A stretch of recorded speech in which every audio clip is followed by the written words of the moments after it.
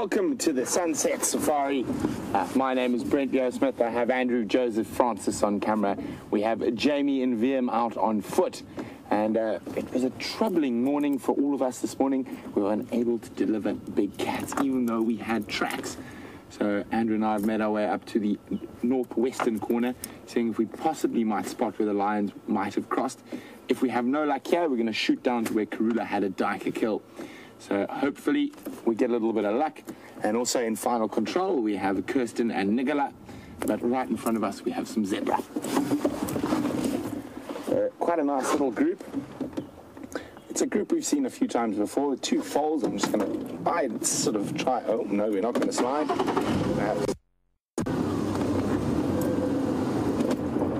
just going to slide in next to them. And this female here on the back is one I saw the other day.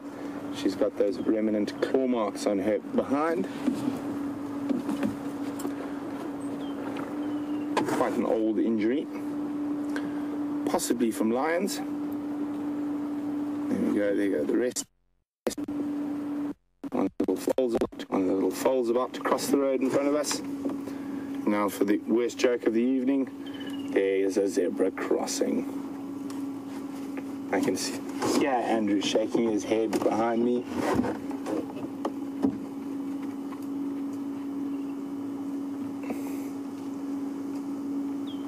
That's that sub-adult who we saw sleeping so heavily on quarantine the other day.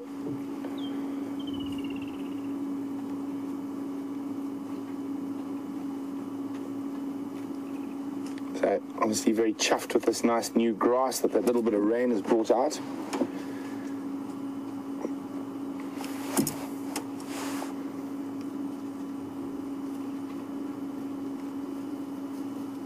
Munch, munch, munch.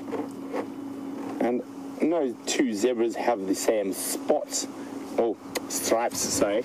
Like a leopard, they are completely unique, every individual. So on this particular type of zebra, the Birchall's or plain zebra, it's a very distinct, almost shadow stripe that you get between the very dark stripes. So if we have a back look there, you can see the very dark stripes, and you have a slightly lighter stripe often in between. Those are called shadow stripes. Now, in most zebra species are related, but there are a few different species. We have the Birchall's or plain zebra in a few different subspecies and forms throughout sort of the bushveld and plains of Africa. You can also get a Cape Mountain zebra and a Hartman's mountain zebra, and there's one other zebra species still left, and that lives up in northern Kenya, and I wonder who knows what zebra that is. If you know, pop me an email on questions@wildearth.tv or use the hashtag SafariLive on Twitter. So let's get this afternoon safari going, and we are live from Djuma Private Game Reserve in search of lions and leopards, but we're definitely not going to ignore the other beautiful animals that surround us, like the zebra and some impala just beyond.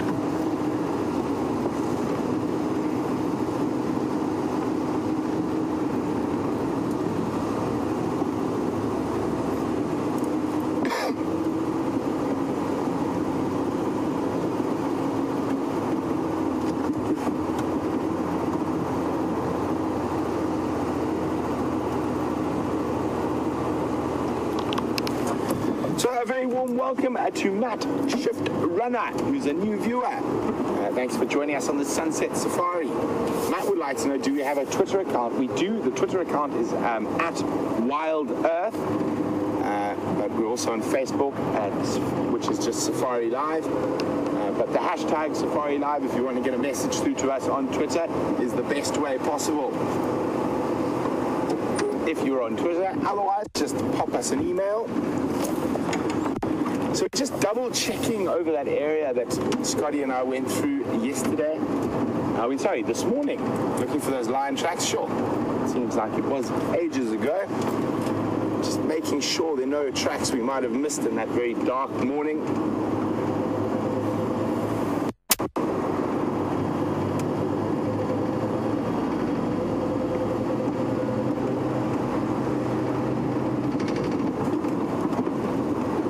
You see there's prominent elephant paths that crisscross this area, and these are regularly used by a lot of the predators.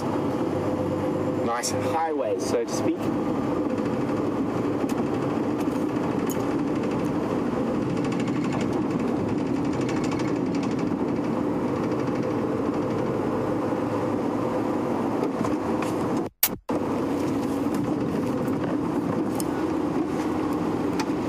Taxi. How's it, Mvula? Good, thanks. You not on drive today? I'm coming now. Are you coming now? Yes. So we need some help. We couldn't find Tingana or Wium this morning. Let's find out. Okay. I'm just going to get a leg up and getting you now. Okay, thanks. Cheers, taxi. That's Taxon. He is the guide from Juma. Vuyatela Lodge. And he's off. He'll be out joining us on safari shortly, so we'll probably hear him on the radio a little bit later. So for those of you who are new, all the safari vehicles, ours and the properties, we're all connected via radio to try and make it as easy as possible for all of us to find animals. So curious one saying, hopefully there's a breeding herd of buffalo that might attract the lions. I hope so too. Could be very exciting.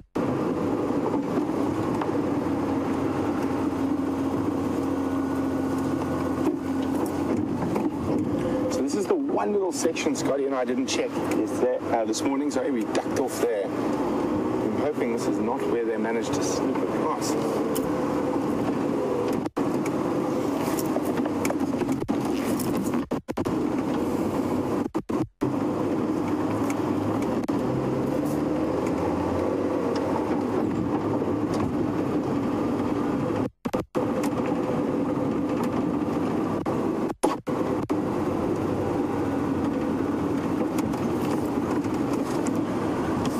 Carefully, the ground is quite hard after the rain, so I'm trying to find tracks.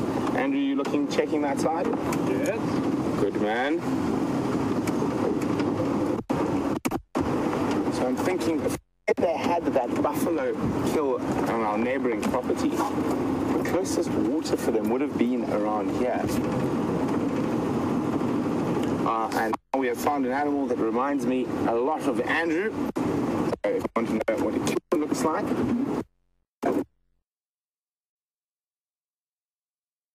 guilty.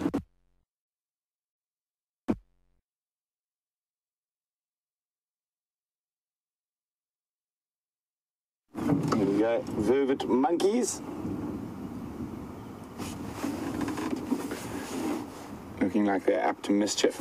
But one thing about a vervet monkey, it is one of the best alarm systems in the bush. They have incredibly good eyesight and are great predators. So when you hear a monkey alarm calling, it's always a very good idea to have a much closer look than you would for. While we check our northern boundary for tracks, let's go to Jamie, who's on the pony.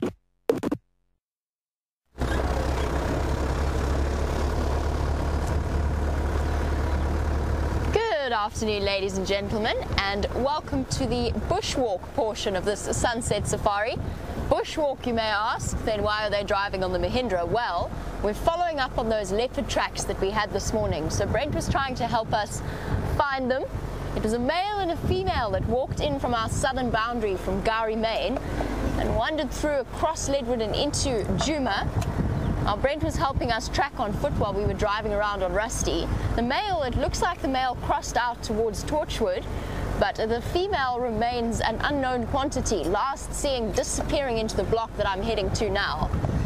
And just to give you a rough idea about the challenges that somebody of my stature faces, I'm busy driving the Mahindra. Now, Brent, who probably sits about a foot higher than me, I actually really am finding it very difficult to see over the steering wheel. It just makes tracking a little bit more difficult. And next time I've got to remember to bring my booster seat with me. Fortunately, I'm not the shortest person in camp, and some of them actually struggle to reach the clutch. At least I don't have that particular struggle. But yes, Wium and I will be out and about on bushwalk this morning, or this afternoon. and we're going to see if we can follow up on that leopard on foot. And of course, your intention when we're acting on foot like this, or is to avoid things like that. Shame, Hippo's still here. Hello, Hippo. Oh dear. You're going, don't go that way. Please don't go that way. I want to go that way. A bit more relaxed than it was yesterday or the day before when we bumped into it. I'm going to back up and give it some space so that it can come back to its pan. I wonder why it's chosen to be here and what the deal is there. I was actually going this route to avoid going through a dip and losing your signal, but I'm kind of glad that I did, just so that we know that this hippo is around. Didn't look like there was a hippo in the Djuma pan. There we go, I've given it a bit more space. Nice and relaxed. I'm giving it space purely for the animal's sake, so that it doesn't feel terribly threatened. Now usually when a hippo is in water, that's when it feels at its absolute safest. And it's only when they are caught out of water, usually with you between it and a safe escape, that they become very volatile and particularly aggressive and dangerous. In this case, unfortunately, with this drought... No way! Don't go! Mating leopards! That's so cool! We can hear them. We can hear them in the drainage line. FC, you need to get Brent right over here. I'm going to call him on the Game Drive channel. Yes! This is what we need! Brent for Jamie. I'm going to say thank you to the hippo. Thank you, hippo. Yes, we have right. We need to say thank you to the hippo. Very well. Brent, we've got audio of those ingwe in the Mulwati, just close to Spaghetti Junction. Copy. I'm on the... How cool is this? I'm just making sure he knows where they are, plus trying not to reverse off the road. So exciting. Yeah, Brent, the only problem is there's a bubu that's just gone towards where they are again. But they definitely, we might even be able to get visual from the junction itself in the Mulwati. So exciting! Confirm the voltage net yellow top. That's affirmative. They're either in that, I think they're in that thicket between Twin Dams and the Mulwati, just to the south of Spaghetti Junction. So exciting! Copy, I'm on my way. So, for new viewers, welcome to Safari Live, and you just never know when you're going to, or what you're going to encounter when you're out and about like this. Where are these leopards? It sounded like they were in the drainage line. Hey, Wium. Right here. They're right here somewhere.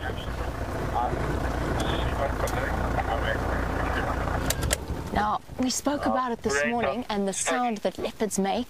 And when they mate, it happens very regularly. So once every 2 to 3 minutes if they're feeling particularly enthusiastic and if it's at the beginning of their mating session. But what happens is, leopard mating, for those of you unfamiliar with it, it's a very aggressive act, and it usually results at the end in the female turning around, the male turning around and swatting each other. And the sounds that they make go something along the lines of... There you go. I hope you enjoyed that impression. In the spirit of strange impressions that we've been making. And it's somewhere right, they are somewhere right here. I actually want to sit and just try and have a look across us and just sit and listen and see if we can maybe hear them. But I've called Brent in. Come on, leopards. The biggest problem now is, of course, that hippo. So we can't go wandering straight in there on foot, not knowing that he is there.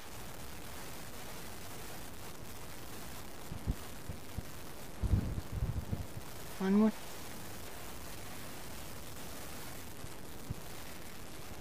There's one thing I want to do. I know that they're here, so we can actually go off-road because it is for a confirmed sighting. So we're going to go and have a look. And due to the fact that we don't have to do serious damage to this particular drainage line area, we can. I want to go and just check this gap up ahead. Let's go see if we can find some mating leopards. For old Wium having to balance on the dashboard, I believe that we're in for a lucky afternoon, and Brent has found a leopard for you.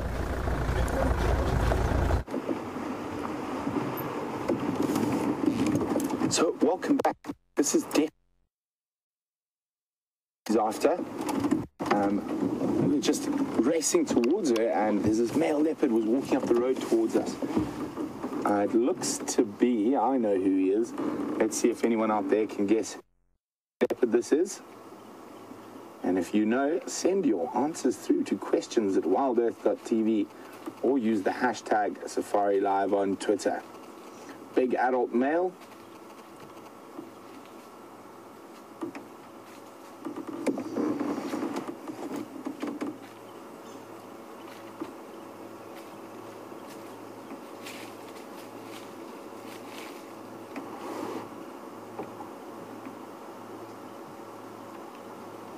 So it looks like luck is on our side.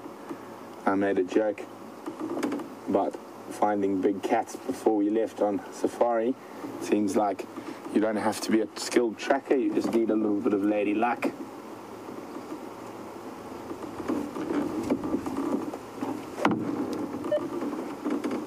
Located Wanuna Ingwe Mobile West, Buffelshoek cut line, just to the west of the junction with Kari cut line.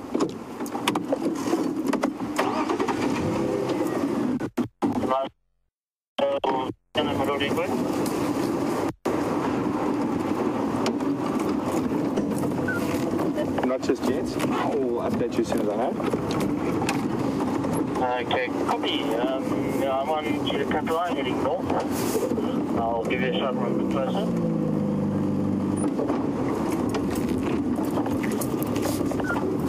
Copy.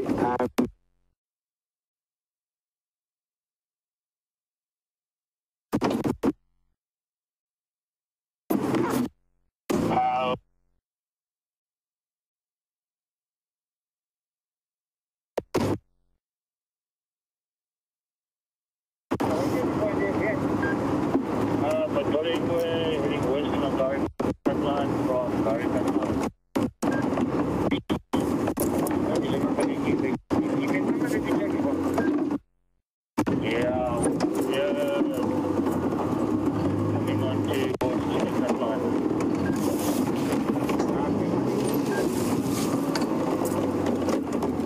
So here we are. He stopped, fortunately. We were right on our northern boundary. So who can figure out who it is? I wonder if Andrew knows. Who do you think it is, Andrew?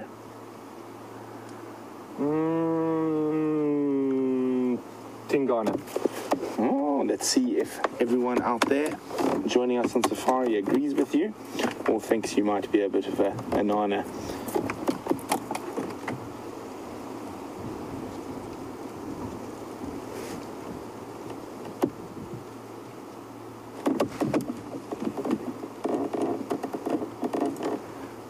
Okay, well look who's just landed on me. So leopards around.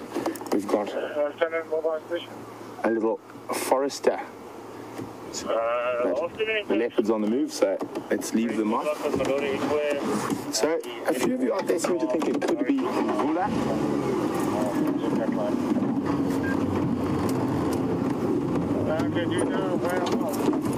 Sorry guys, it's going to be on the gate.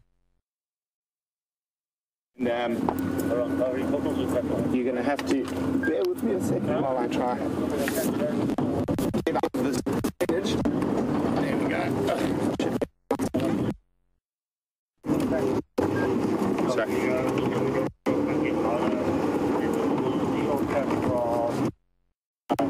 So it does look like quite an old.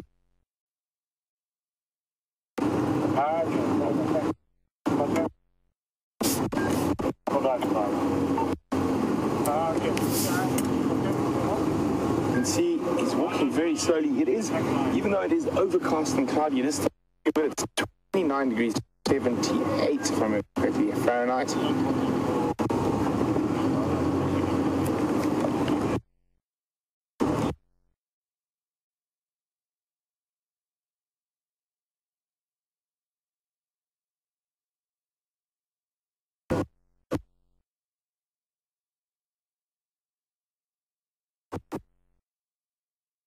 Green? Yeah. Okay, thanks. What's happening?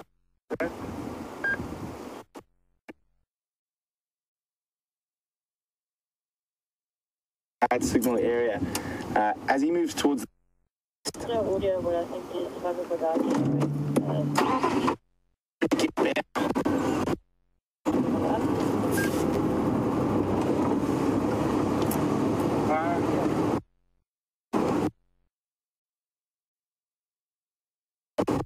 tax. Yeah, tax. I'm near the top of the crest. If you're heading west from Gary Cutline Junction with Professor west down the road at the moment. There we go. I've spotted him. You see how he's turned? Hey, firm. There we go. You see how this? Boom. Thanks so much.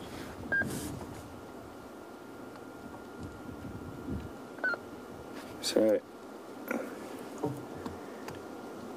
it is looking like it is Mvula. You can see he's losing condition. He is looking quite old. And those very distinct tattered ears. So well done to Raisa and quite a few others who got that spot on.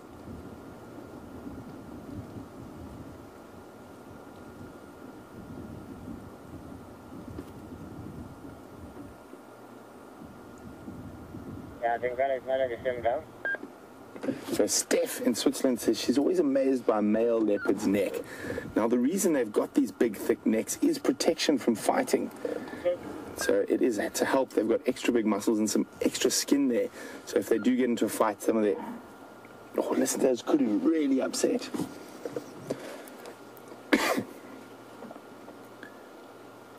And so it protects them in those fighting.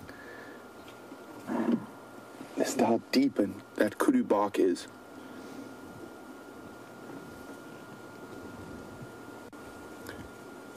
Oh no, don't go that way, please.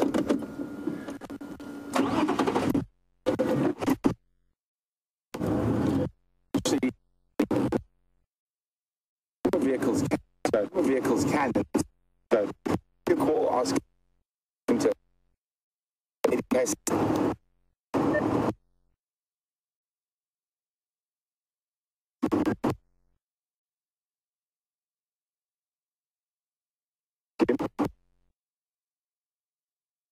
It looks.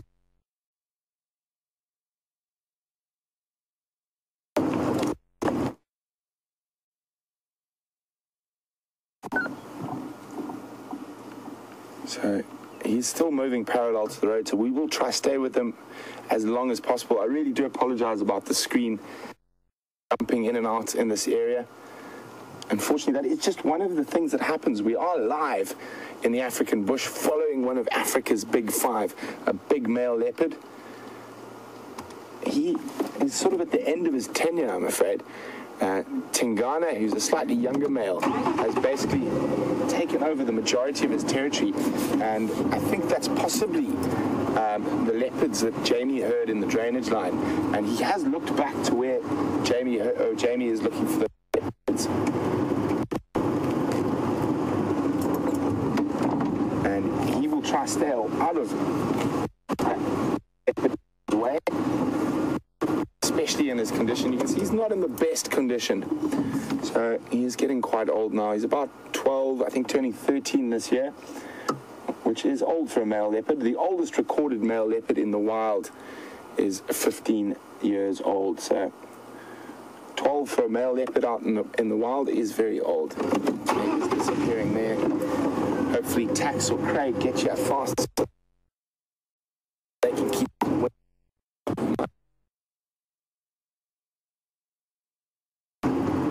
used to. There he is.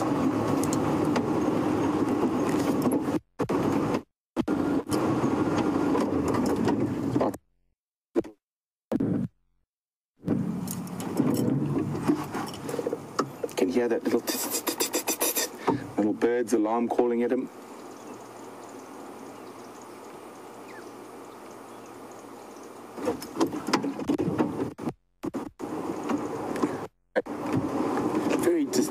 Very distinct leopard behavior, heading for the closest termite mound or high ground where he's going to be able to get a better view of his surroundings and possible potential prey species up ahead. Just make him, you got him there, Andrew, on top of the termite mound. Look at that camouflage, isn't it incredible? Maybe let me go forward a little bit for you.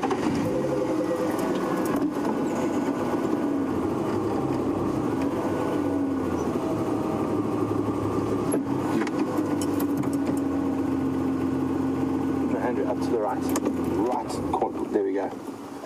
Center. You got him now? Yeah. There we go.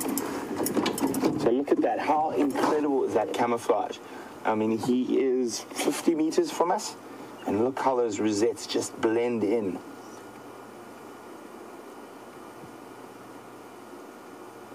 So, Darlene in New Hampshire, oh, excuse me, Darlene, is wondering whether all the big cats, lion, leopard, cheetah, are all comfortable using the roads. They are, Darlene, and I'll explain to you why in a second. So a lot of the roads have been built on old elephant paths. So the reason the roads are put in the areas they are is to maximize the possibility, oh, he's off again, of finding game. Let's just try and move forward.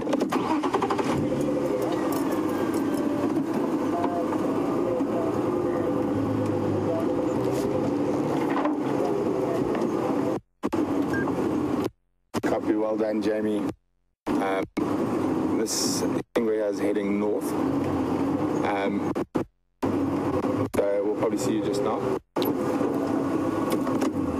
Okay, guys, that leopard's disappeared. I'm just going to wait here to show where the other guys where he went. But guess what?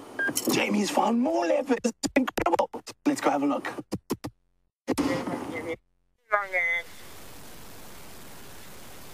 Central to the west. There we go. It is just going to be one of those afternoons. So our bushwalk hasn't quite gone according to plan, and we haven't really done any walking at all, but we have located a leopard for you. Now, it looks like Shadow to me. Where the male is, we haven't managed to spot him yet. I'm pretty sure he's probably lying up on the other side of that termite mound. So when it does come time for mating, we might have to reposition. Could be a bit tricky. We know this block of old, and it is rather an uncomfortable one to enter into, but what an awesome way to start off our afternoon. I'm currently sitting on the door so that I can sort of watch what's going on. Poor old Wium is doing all of this handheld, which goes to show how incredibly adaptable our cameramen are. But what an awesome, and a big well done to Wium for hearing that first sound that alerted us to the presence of the leopard. So it goes to show how interesting this is, and I wonder if Karula is aware of this situation. So when a female leopard like Shadow, whose territory is right to the west of us around Arathusa and Simbambili, when it comes time for them to mate, it's amazing how they just follow that male wherever he may go. The fact that Brent is with Mvula suggests to me that we're probably going to be seeing Tingana as well this afternoon. How's that? Now all we need is Karula to come back and finish that Dacre kill on Buffels for Cutline, and we'll have completed the family circle for this afternoon. And who knows, we could wait for Newman quarantine to come wandering down. It just goes to show how luck works out here. And some of it is luck and some of it is hard work. Brent and I worked very, very hard to find this leopard this morning. And then she very kindly made a lot of noise to alert us to her presence.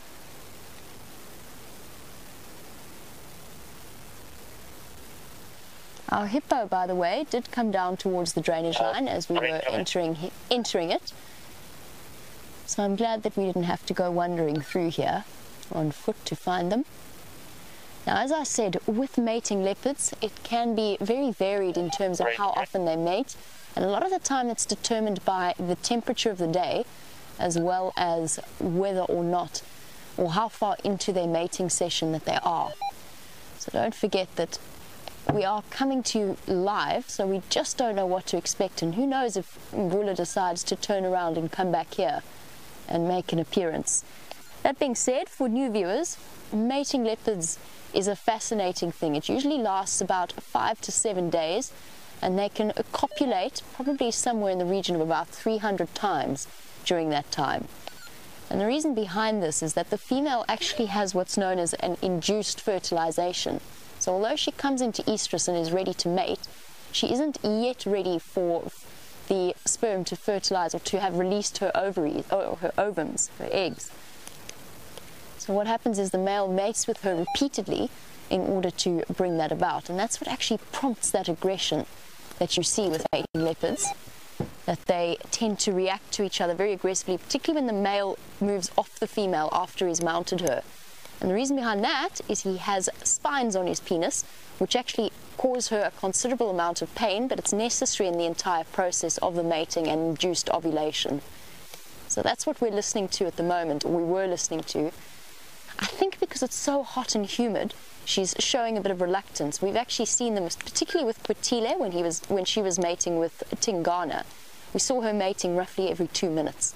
So now we just have to wait and see. Now, I know for certain she's mating because we heard it.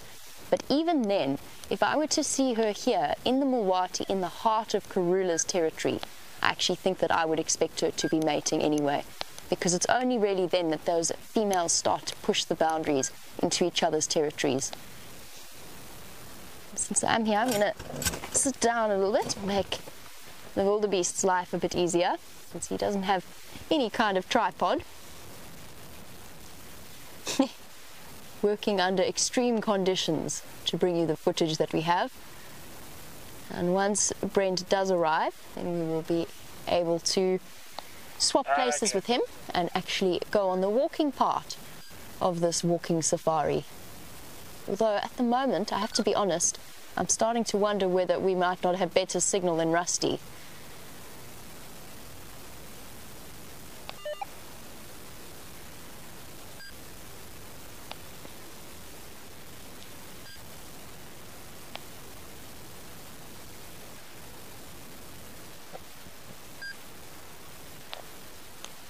I'm not sure if FC is seeing pictures in termite mounds or if they've actually spotted the male. Now, I've certainly seen termite mounds look like leopards before. Termite mounds can be very deceptive. FC, just to let you know, there is a leopard on that termite mound. There are not two. You're seeing shapes in termite mounds. Maybe what would be a good idea for Brent is to go onto the top of the bank there if he can get Rusty in. I think I'm going to try and get hold of him on the Game Drive channel and just see if we can suggest to him that he goes around that side. Copy that. I would like to make my way there from here by Tingana Clearing. We've got 2 goals. Come on, Shadow. Now, I'm really excited for new viewers who will have this as their first time watching leopards mating. And the dance that the leopard does, or the female does, in order to attract the male's attention is one of the most intricate seduction dances in the animal kingdom. And it's incredible to watch. And it usually takes him about a day to actually get to the point where he is interested enough in her to mate with her. Probably because he does not want to waste any energy in mating with her if he doesn't think there's the possibility of fertilization. Also responding to that lot, going north from the I'm just going to junction. wait for my opportunity to just chat on the Game Drive channel.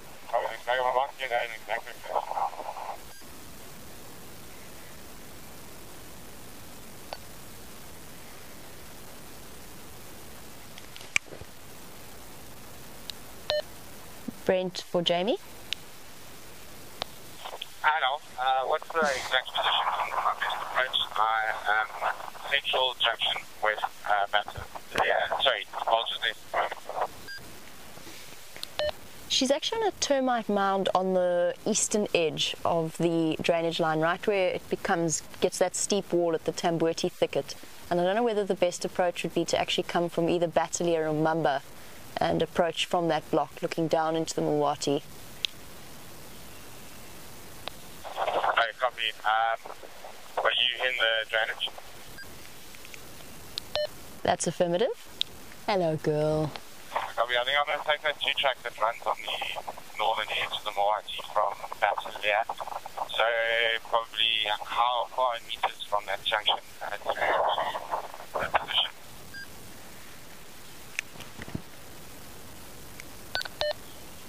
I think I'm about 200 meters along that, maybe a little bit more. Copy that. Can you copy that? Sorry guys, just trying to give Brent some directions into the sighting. On the northern side of the Moati, or northeastern side, between Mvula and... Look how she's looking at us. Hello girl. I think the best access is going to be... Now for those of you joining us for the first time, you will have heard us talking regularly about a Karula. Now as far as I can tell, and bear in mind that especially in this current setup, I can't see exactly what you're seeing, but I'm fairly certain that this is Shadow, keeping a close eye on us, and she's quite a distinctly recognizable leopard.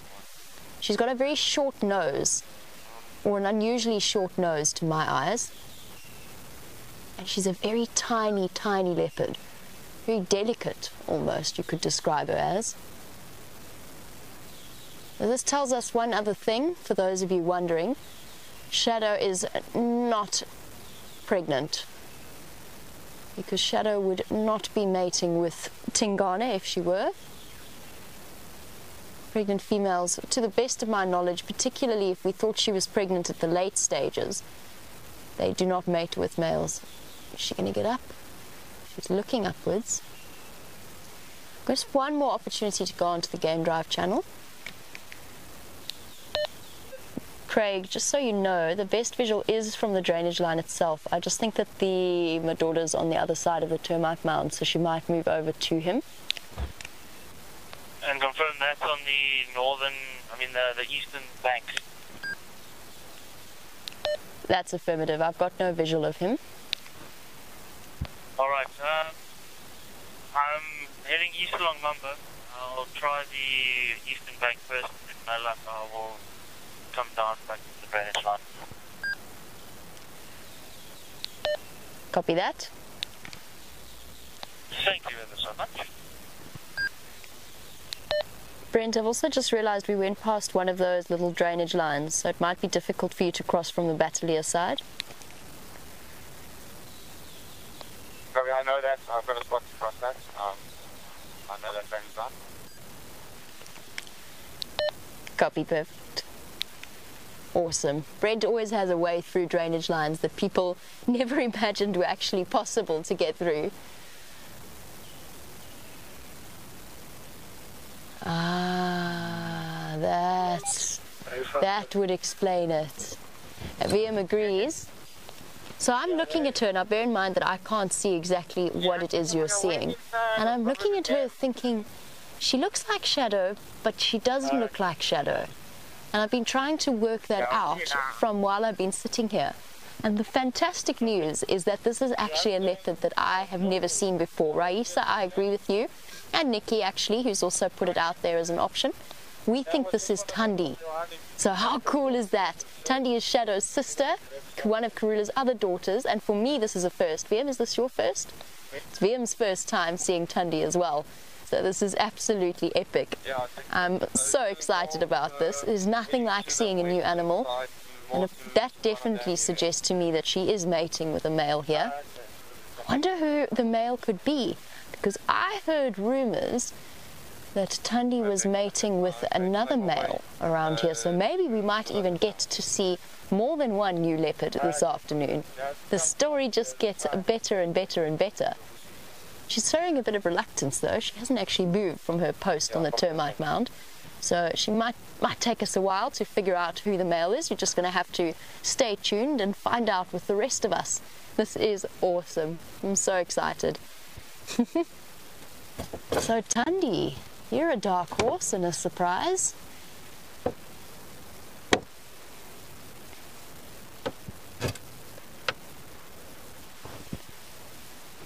And Paul Rizzo, absolutely.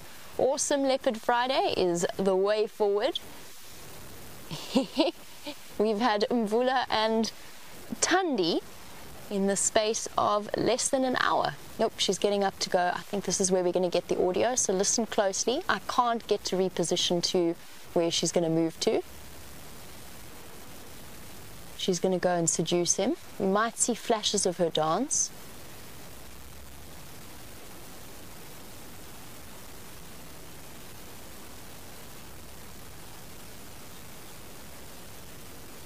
Yeah, those deep rumbling purrs.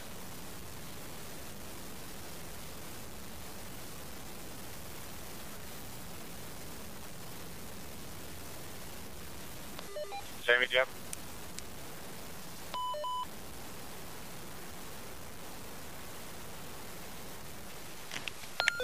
One.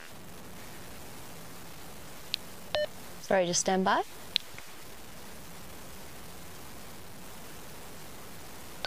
Now, unfortunately, we can't see more than the odd flash of motion. Did you guys hear that? No, didn't come through, unfortunately. We're not close enough. It sounds a little bit like two Harley Davidsons getting started up. I'm just going to give Brent some more directions and we'll see if we can get him up there. I can't get this Mahindra up to that particular spot. Brent, Jamie? Adam, I got that audio. Confirm you lost visual of them. That's affirmative. They're now on the eastern side at the top of the ridge. I can't see them from where I am. Copy. I'm in that position. Confirm you've got my vehicle audio.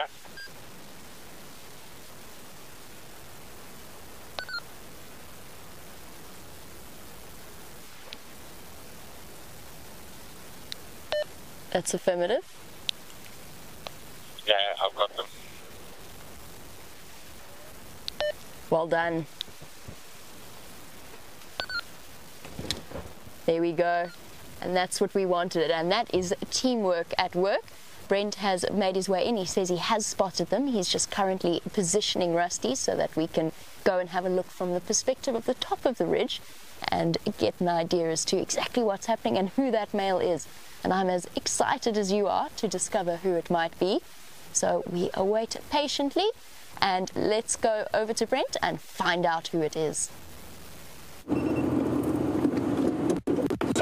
To creep through the bush up above Jamie. So we're with the leopards. Jamie's below in case they... I don't recognize the female.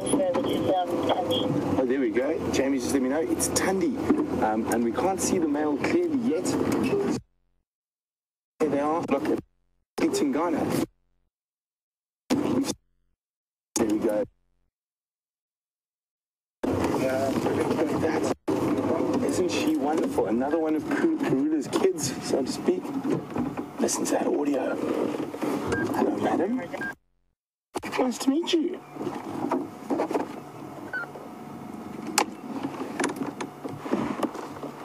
So, look at that. I know they've just mated. It's normally about 15 minutes, but she might mate again. Oh, look at that.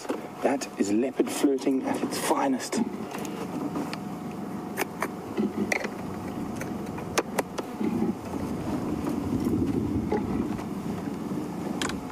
Look at that. He's not showing very much interest at all.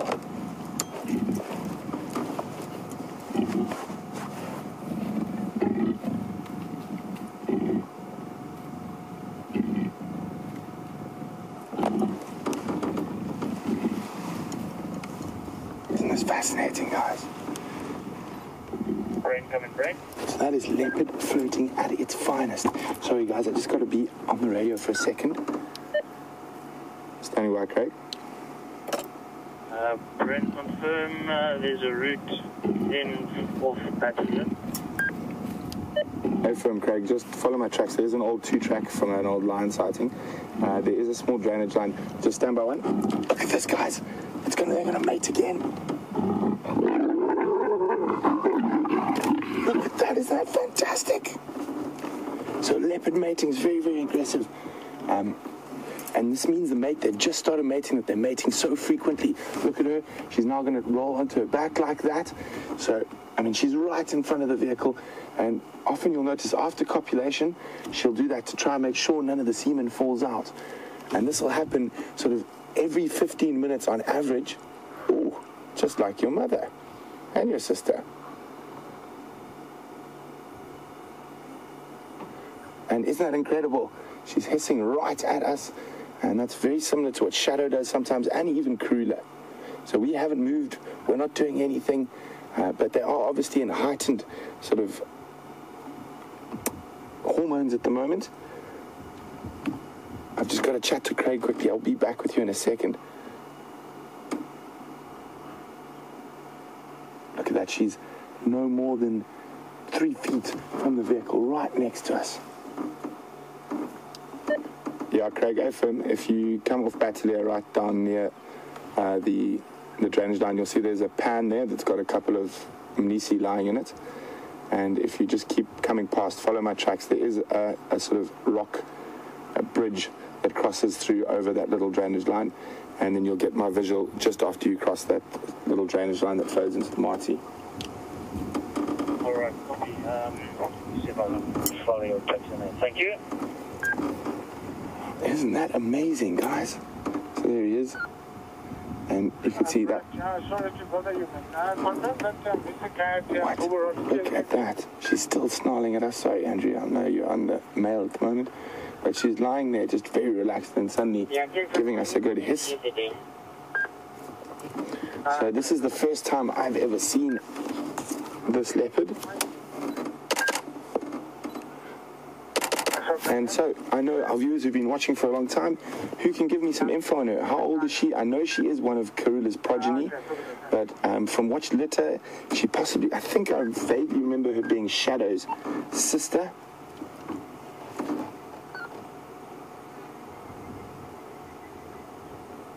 So, I think if I remember correctly, she is Shadow's sister, so you can see a slight similarity in their face, but in their coloring, she's much darker than Shadow.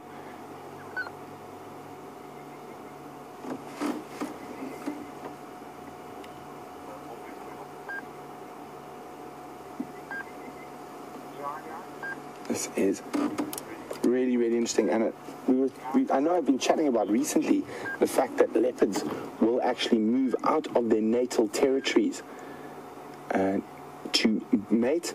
Now, natal territory is their home range where they stay permanently. So when a female comes into estrus, she will actively seek out all the possible males that her cubs might come into contact with to mate with them. So if they ever come across those cubs, they're all convinced that they're the daddies. So it's a defense mechanism, a very smart one. So that's why it's near impossible to know whether female or whether the fathers of the cubs, exactly who they are without doing genetic tests. So as far as I know, Thandi is normally much further to the southeast towards Cheetah Plains.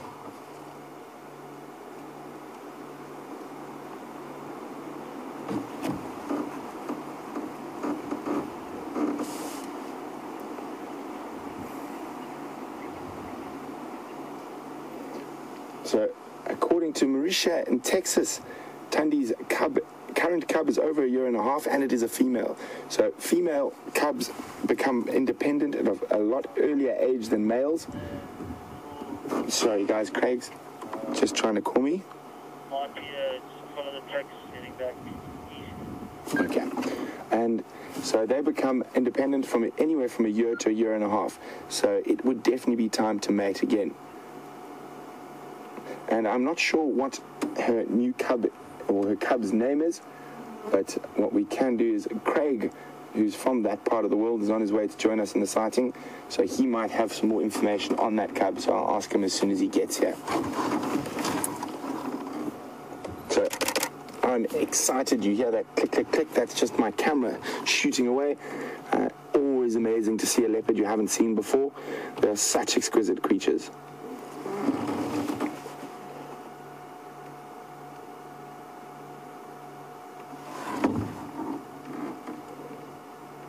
And you can see the vast difference in size between a male and a female leopard. And Katja just says, wow, he's enormous compared to her.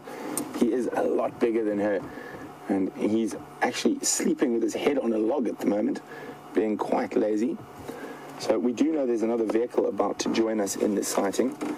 So I'm going to scoot forward slightly, and we can also get a better view of him. Now, I know I've been telling you guys a lot about how to drive around elephants recently. A lot of the same principles work with a leopard. So don't move as soon as you've started your car. Let the car run for a few seconds, let them get used to it. And again, low range, especially now that they're mating. You can see she's watching the tires, but she hasn't, her ears haven't gone flat. Her tail's not flicking.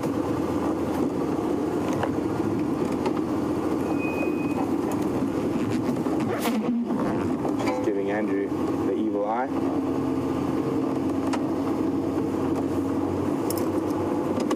There we go. So there we go.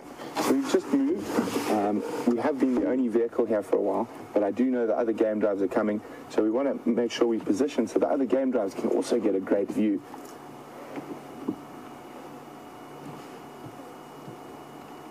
As I was saying, you can see she's quite a bit darker than her sister. Wouldn't you agree, Andrew? Now, this is always going to be a controversial question, but guys, who do you think's prettier, Thandi or Shadow? If you would like to let me know, send your answers through to questions@wildearth.tv or use the hashtag SafariLive on Twitter. So you're going to hear me clap my hands a little bit quickly, and that means I'm just switching off the virtual reality rig, which is that ball of GoPros on the front of the vehicle. And amazing that we managed to catch that on virtual reality. So that's going to be amazing. Very exciting stuff. Oh, sorry guys. Sorry guys, didn't mean to do that. Yeah, it seems the GoPro noise stopped them.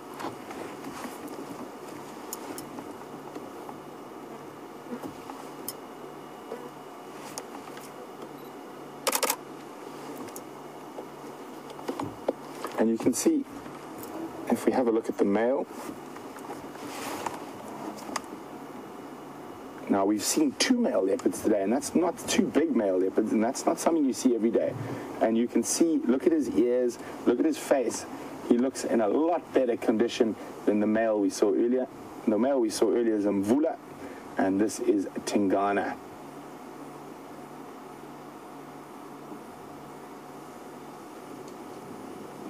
Gerard was just asking, and Mvula, in his prime, was a decent-sized male leopard, but still not nearly as big as Tingana or Anderson. Tingana, if you just look at that neck, you can see how much bigger his neck is than Mvula, and when he stands, he's definitely quite a bit taller.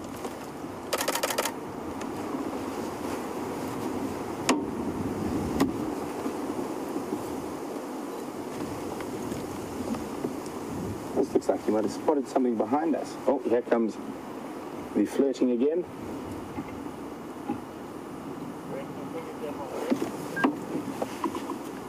Hey, film Craig, keep coming. Following the Milwaukee. Hey, film, and then they'll probably about 60 meters from the Moati. There's a spot to cross over this little drainage line that flows into the Moati. We're just on the eastern or southern side of that. Look at that. Here comes the leopard flirting again.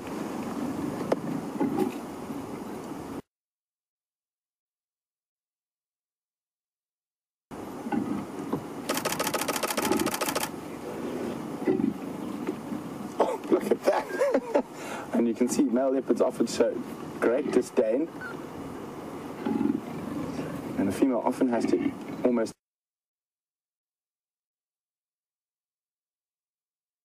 irritate them.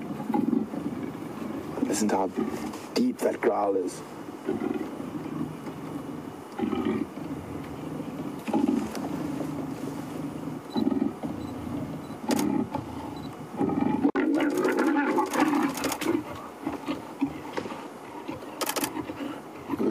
mating afterwards. So the reason there's so much aggression in leopard mating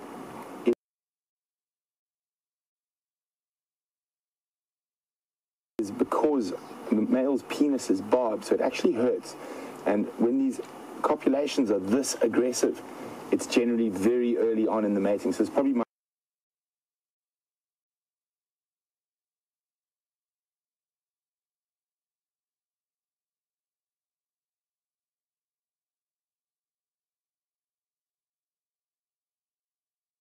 might be the first day of mating, and also the fact that they're mating far closer than 15 minutes. They're going to give us a snarl for good measure now.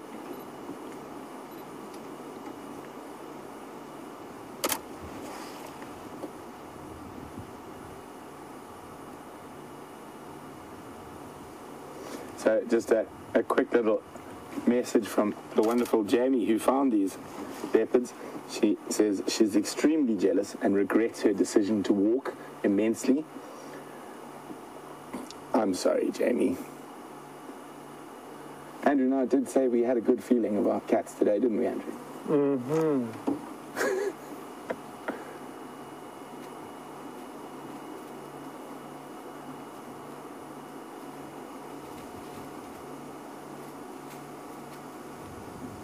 So mating between big cats can often go on for 4 or 5 days.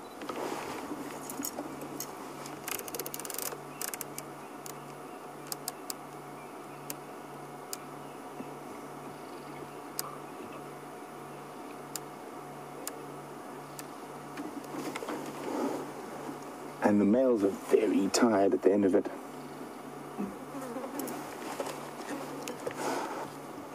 So ex-Ranga would like to know about the distinguishing marks on Thandi. I don't know any just yet, but her left-hand spot pattern is a 3. So in most researchers utilize the last line of spots above the whiskers. So we can see there, she's got 3 really nice big dark ones as she turns her head perfectly for us. On the left, I can't see the right yet.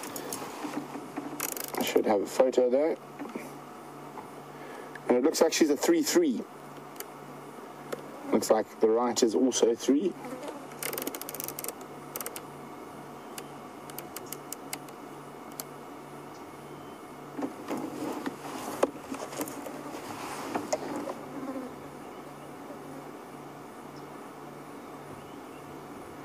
Now, what's going to be very interesting that sometimes in these situations is that Karula, who this is the part of the core of her territory, will sometimes come and have a look.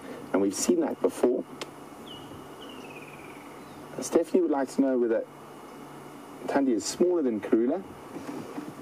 I would say they're probably similar sized. I wouldn't say they're too small. Standing by, Craig. Brent, you be able to make it through that little sheep line. Is there possibly another route you might know of? Confirm you've got to the rocks are. That's true. I've seen your tracks going over, but I think it's too steep for Copy.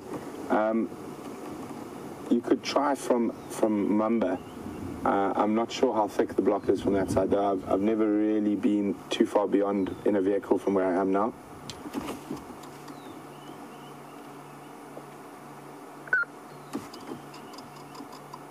Okay, copy. See what I can do. When you drive down the Moati, you'll get my vehicle visual. You won't be able to see them, but so just so you have an idea of exactly where we are. All right, thanks, Brent.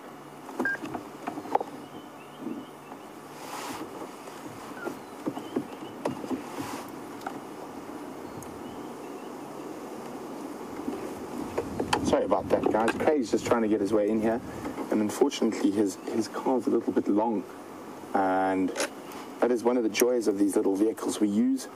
They are short wheel based, so we are able to go through steeper areas and between tighter corners than the guys in the bigger vehicles are able to do.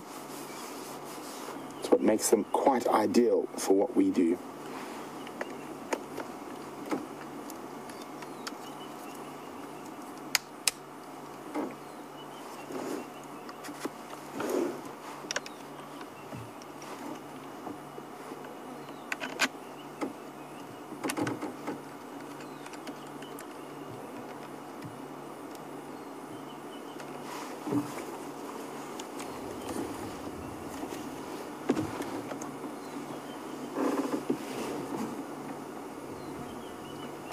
So Billy Joe's let me know that Thandi's original name was Siseka, and very, very exciting for a lot of the viewers who've been watching since the first live drives to see her again. Billy Joe says that Thandi was Karula's favourite between her and Shadow. Billy Joe, I hate to say this, but I'm going to disagree with you. I don't think leopards have favourites with their cubs. I think the personality of the different individuals might come through. So you probably find why I know Shadow was the more retiring of the two cubs. So the fact that she might have been seen a bit more often with Karula, it's not the case that she was a favourite. It would have been just the personality, with Shadow being slightly more retiring than Thandi. It's very easy to put human sort of concepts onto wild animals. But it's often not the case. It's what we would like to believe rather than what is the truth that's happening in front of us.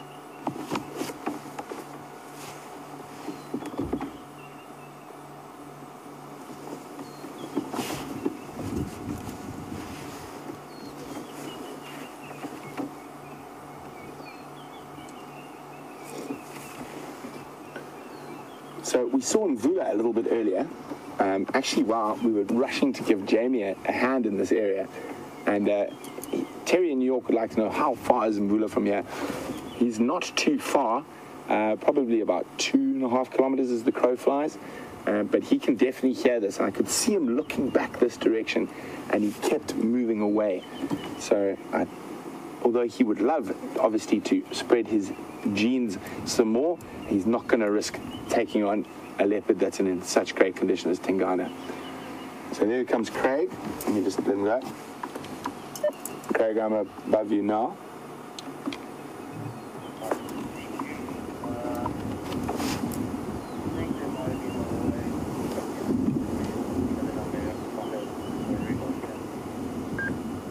Copy.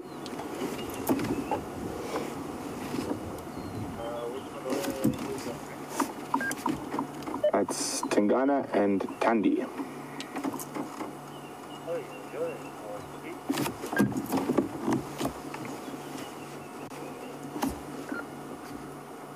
Look at that. I definitely think maybe it's because she's a new leopard, but I am quite liking her at the moment. I definitely do prefer the darker leopards to the lighter coloured ones. So interesting enough, where I worked in the southern Sabi Sands, there was quite a distinct lineage of leopards, as you want to call it, between the river female and the old mother leopard, as they used to call her. And now Thandi sort of sits halfway between in the colour scale. But so the mother leopard, which was in the south of the property, they were much paler and had more short, squat faces. And then the river leopards seemed to be much darker, almost more jaguar coloured than the other leopards. And I've always had an affinity for the darker coloured leopards. And everyone's got their own personal preferences, but I do think... Actually, I'm not going to say it yet. I haven't heard what you guys think. Who's more pretty, Thandi or Shadow? Tingana is a beautiful big boy, and you can see he's also got that one of the darker colours. So compared to the Anderson male, Tingana is much darker. So Stephanie says Thandi's prettier. Stephanie, I'm tending to agree with you. It also looks like she's got a little bit more attitude. And for those who've been watching for the last year or so while I've been around, we all know how I like a leopard with attitude. Hence my favourite of the young males being Konuma. Yeah, you think we put them in a human kind of. Yeah, that might be, but just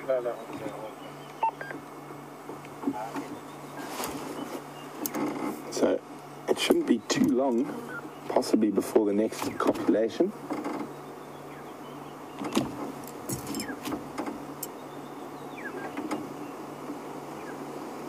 But they will quite often not eat for these 4 or 5 days while they're mating, only drink water, and quite often it's the male who will try to get away from the female.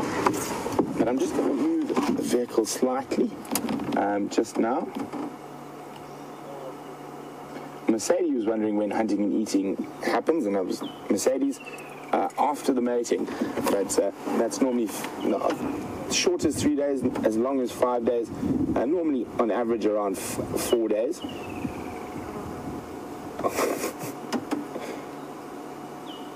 Now what was that for?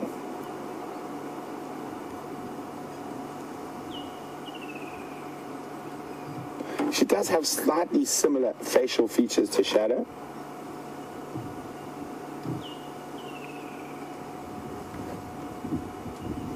So Mercedes would like me to spell Thandi's name. So Thandi is actually short, Mercedes, for Thandikile, which means the one that is loved. So it's Thandi, Thandi, love or liked, but it will be a shortening of the Shangaan and Zulu name Thandikile, which means the one that is loved.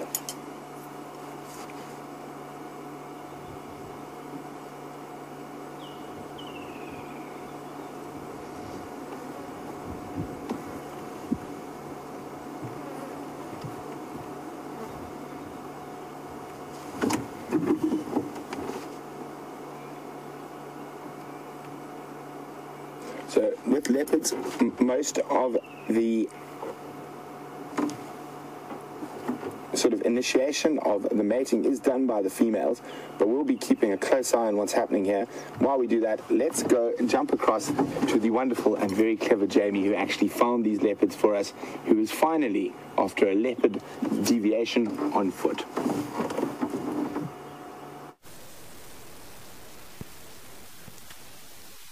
So we're going to go really, really quietly up to what I want to show you, and hopefully you can hear me whispering, and the reason why I'm whispering will become very clear in a moment. But before we go straight up that way, I don't have one of those ash bags with me for wind direction, but the wind is blowing, so what I'm going to do is I'm going to make a plan. I'm just going to wait and see for when the wind starts to blow, and I'm just going to let a little bit of dirt come down. Perfect for what I want to do. It's coming straight towards us. And I want to go show you something. It's something that we saw this morning, but everything takes on a whole different style when you're on foot. So we're going to approach it nice and quietly to make our way around here. Let's see if we can get a nice view of what I want to show you. Since we're not just content with leopards, there's another spotted animal that's hiding in here that I want to show you. See if I can get a visual. So we can see them. They haven't realized that we're here, and it's the 2 hyena that we saw this morning. If we just have a look through this gap, we should be able to see them perfectly.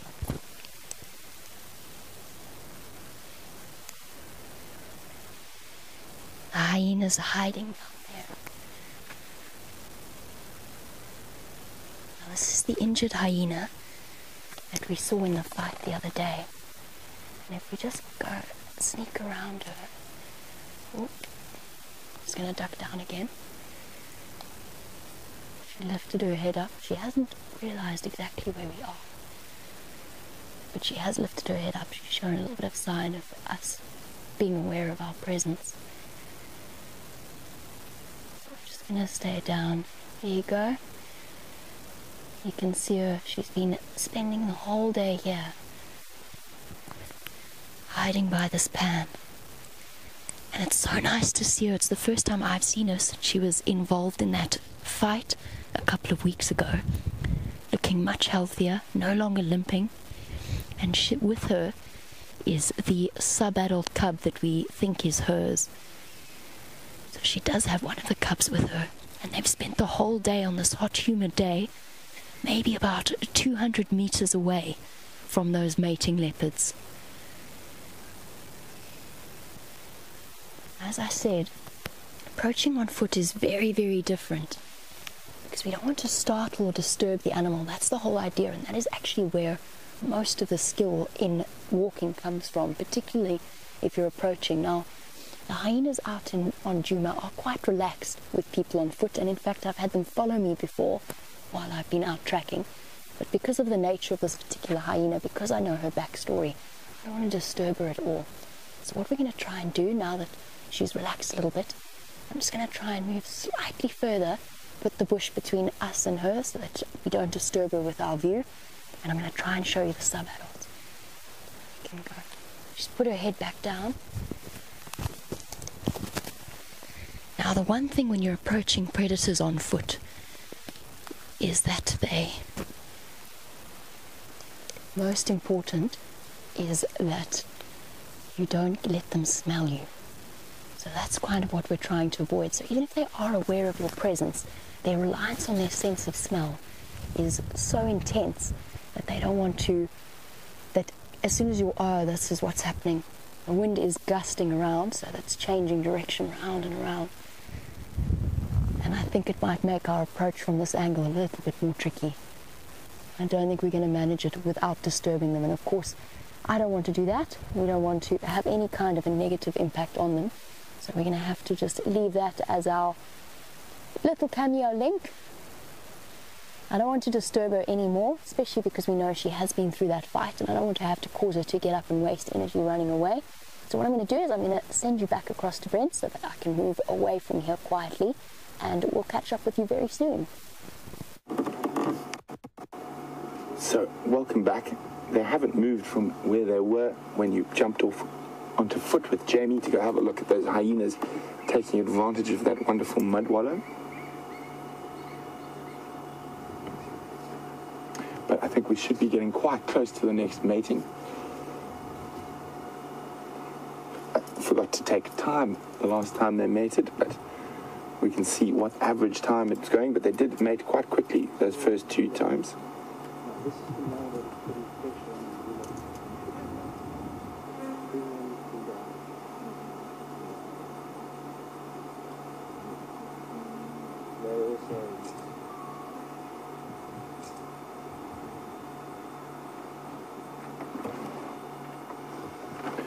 So a very big, warm SafariLIVE welcome to Michelle's geography class in Ohio. Although we are normally more a biology classroom out here, Michelle, we will definitely take a geography question for you. Michelle would like to know whereabouts in South Africa we are. So we are in the eastern part, or the northeastern part of South Africa, in a province called Mpumalanga. And Mpumalanga basically translated means Mpuma, to come out. Langa is sun, so where the sun rises. So right to base the east, Mozambique border is probably about 100 kilometers from us here, and we're about 3/4 of the way up from the coast on the eastern side and in Cozy Bay, but specifically we're in the low veld of South Africa, on average around 400 to 500 meters above sea level, hot, humid, semi-arid. We get about about 635 millimeters of rain a year on average. This year we're probably going to get about half of what we normally get, so it is going to be a very dry year due to El Nino. But the area we're in at the moment is mostly on granite soils with gabbro to the east. Gabbro is a type of basalt soil, very good for grasses, not so much trees. On the granite soils, you'll see we've got quite nice thick trees all around us. And then also we have a dolerite in sort of inclusions, dolerite ridges and rhyolite ridges that cut through the granite substrate. So I hope that is a little bit of a geography lesson for you guys there in Ohio. If you have any more geography questions, feel free to ask. I'll try my best to answer them. But hopefully, let's switch back to the biology section of the lesson this afternoon, and back to these leopards who hopefully are going to be mating again very soon. It smells some rain in the air.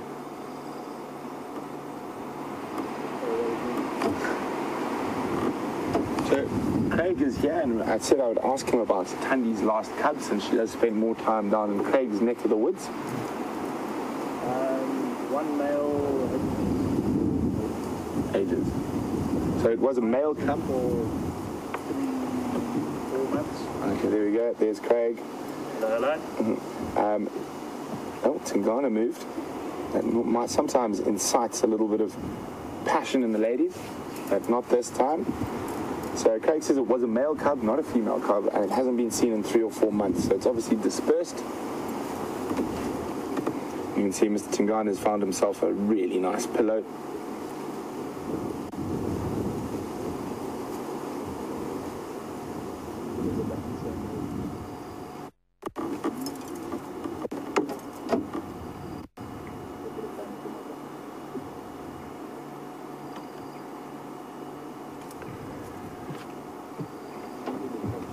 So Anne in Texas is wondering whereabouts exactly is Thandi's home range. So it's to the southeast of us, Anne, around Cheetah Plains, Chitwa, and into Mala Mala.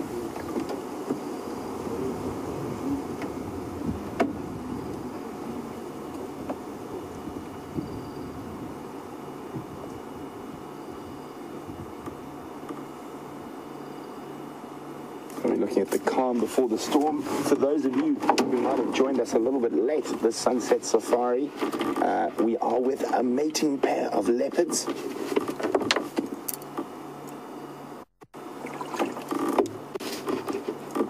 And it is one of Karula's progeny.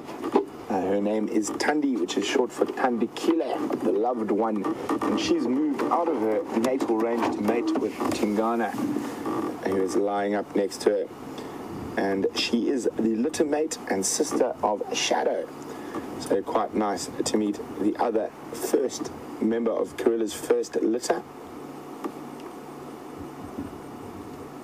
And can you believe it or not, we actually even saw Mvula as well earlier on the drive.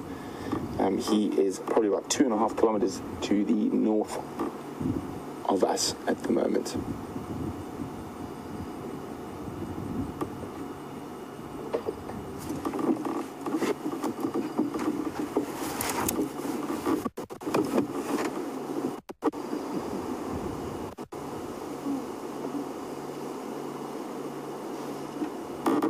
Ellen Fowler says that Thandi has a nick on her left ear and Shadow has a nick on her right ear as a distinguishing feature. Also, just for me, looking at her, she's much darker. Her face is much darker than Shadow's. And her 3-3 spot pattern, I can't remember offhand what Shadow's is, but I don't think it's 3-3.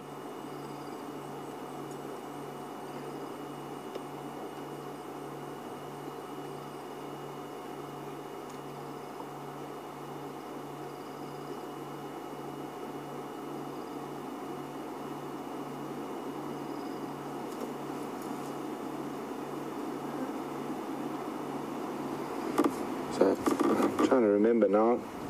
Let me see if I've got. I'm sure I must have a picture of Madam Shadow somewhere.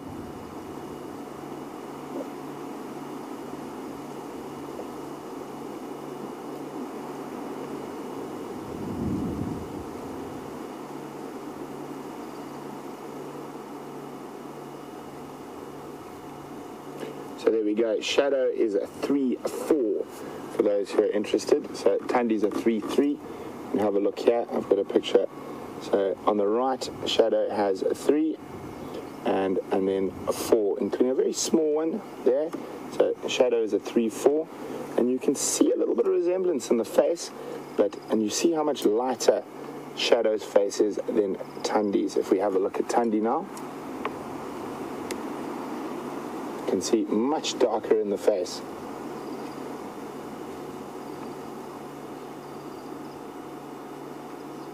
And Tom's wondering, do we carry a notebook around with us, all the information on these leopards, or is it just in our heads? Well, we remember most of it, and if we forget, we've got our wonderful viewers who have been keeping track of these leopards since the beginning of the live drives, and they, if we ever step out of line, they're there to put us right back in.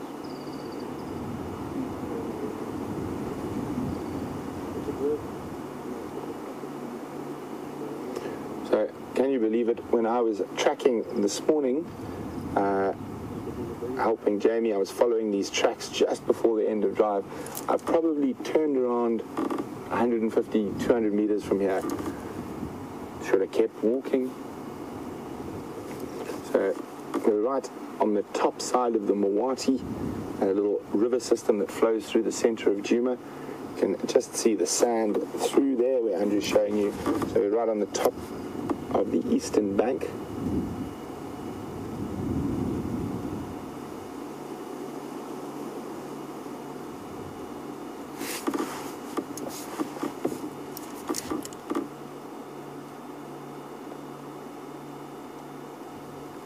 So we have been chatting a little bit about Shadow and Thandi, and I will touch on their success with cubs and whatnot shortly, but AJ is wondering, why do leopards have spiked penises? Is this sort of some evil trick of evolution? Well, it is and it isn't. It's a very important evolutionary trick. So even domestic cats and lions also have barbed penises. And what that does is, while they're copulating, when the male ejaculates, it is to try and possibly keep as much of the sperm inside the female as possible to have the greatest chance, or the greatest chance of actually impregnating her. And that's also why they mate so frequently over such a short time, because remember, she's only been estrus for a very short time, so they've got 4 or 5 days where they can mate constantly. So all the little evolutionary tricks to sort of ensure impregnation. So I know we had a question a little bit earlier about Thandi's success with cubs, and as I said, I don't know much about Thandi, and fortunately I've got Craig who's shaking his head at me as well. A lot either. He doesn't know a lot either. So maybe some of our long-time viewers who keep an eye on what's happening with the leopards around this part of the world can let me know how many litters Thandi has had, how many of those have been successful. Shadow, we know she's had, well, if we want to be honest about it, theoretically 0 successful litters. And I know a lot of you have been asking about Sandile and what's happening. All I can tell you now, he is still in that facility where he is put. Unfortunately, he's probably not going to be coming back, and he is still under quarantine for rabies.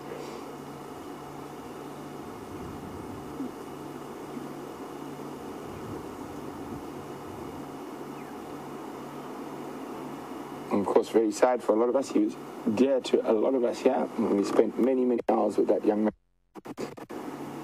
But removing a leopard that has possibly been tainted by an infected animal, as hard as it is for a lot of people who've been watching the show and watched them grow up, it is necessary. We cannot have a potential threat like that wandering around. Rabies can spread at an incredible speed through a population of cats, dogs, and a rabid animal becomes extremely aggressive and will feel nothing attacking an elephant, a lion, even a small leopard. So it was the right decision to remove him from the reserve.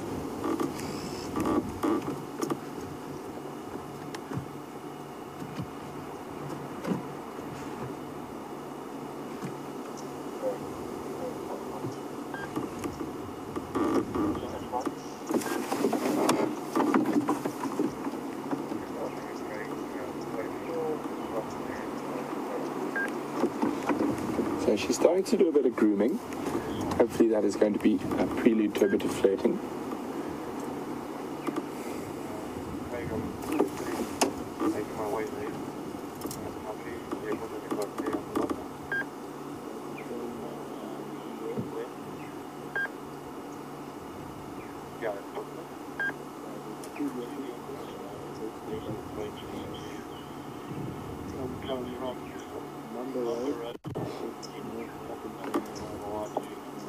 Safari Dean says, I know I'm getting ahead of myself, but the prospect of seeing leopard cubs one day seems exciting.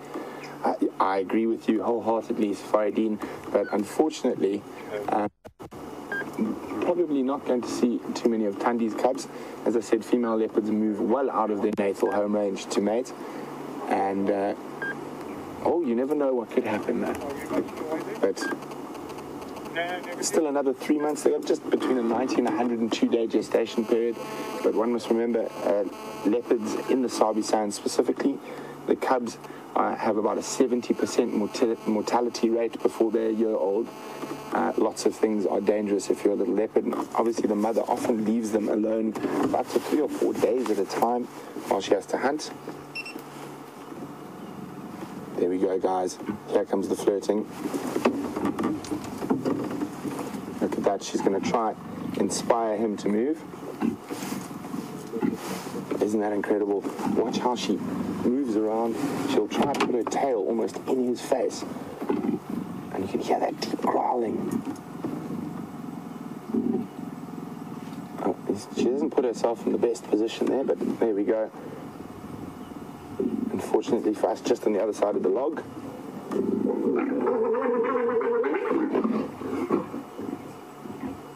It is one of the most incredible sounds in the African bush.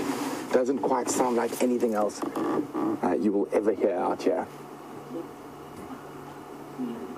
So, very, very short little bursts. That's why they have to mate so often. It doesn't last very long at all.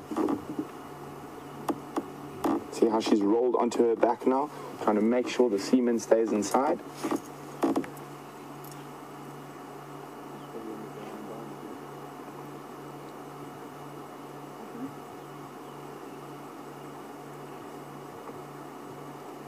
So night shift runner is still a little bit confused about the barbed penis story. So he says, does it get stuck when he's mating? It is. So while he is ejaculating, it's trying to stay inside. So once he's finished ejaculating, he needs to disembark. It actually hurts her, and that's why she turns around and gives him a good swat. Okay, now they're going to make our lives very difficult. We're going to try to follow them, but they are going down an area that is incredibly hard to get into. Now, where on earth? I've got to do the clap quickly for the... Okay. Andrew, why did you steal the remote for the car? Because they're sitting on it. It's possible. You weren't so messy, Brent. If I wasn't so messy, Andrew. No, I know you've been here moving my stuff, Andrew, while I was talking.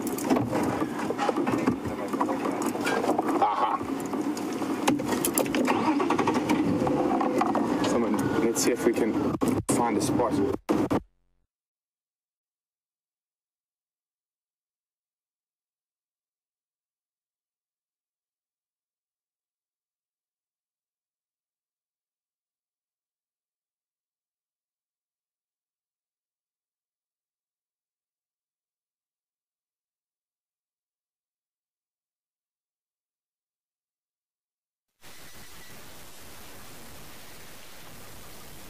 Now, completely bizarrely, just as you disappeared away from Brent's going through a bit of a rough signal patch, but he will be back up and running very shortly.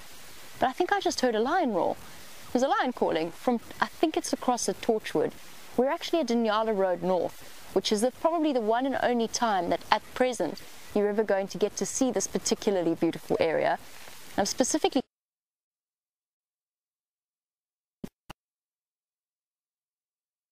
cold. Try and listen, see. Apparently we disappeared, but we are back up and running. Wium has to stay now completely still. It's not our plans.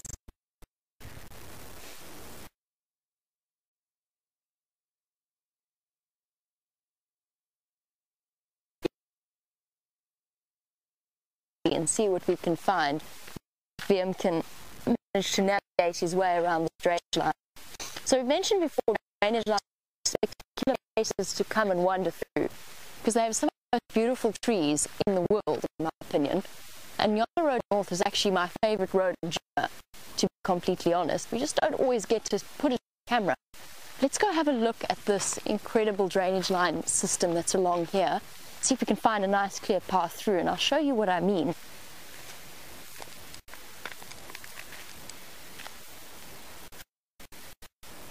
You can see where the water has rushed through. Obviously not this year, since we would have had to have had water to do that. Just look at how spectacular this particular clearing is, and this drainage line system that is cut so deeply through this area. So drainage lines are where seep lines essentially collect, and the water erodes a path through them. You can even see that jackalberry it's almost been washed away completely. Its roots are sticking out, almost on its way out. There you go, you can have a look and see that's where the water has travelled and obviously hit a corner and completely eroded it away. Favorite trees, jackalberries, and we'll probably stop and have a bit of a chat about them at some point during this walk, since there are so many of them. It's interesting that you often stop at dung.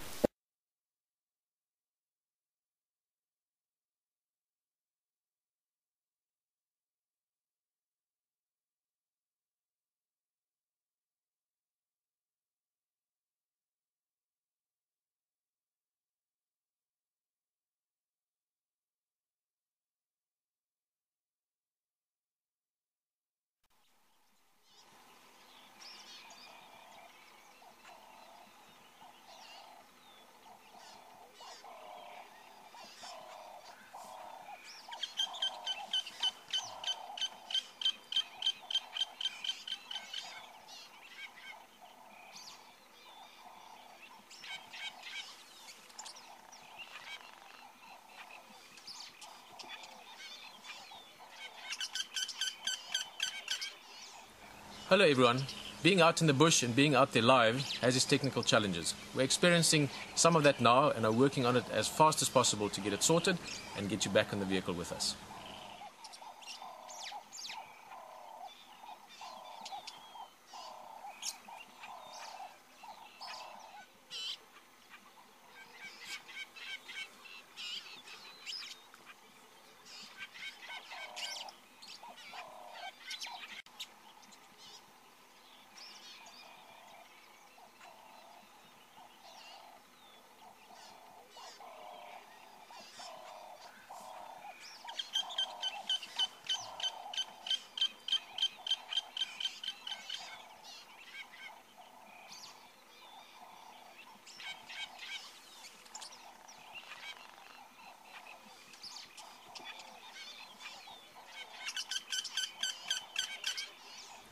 Hello everyone. Being out in the bush and being out there live has its technical challenges. We're experiencing some of that now and are working on it as fast as possible to get it sorted and get you back on the vehicle with us.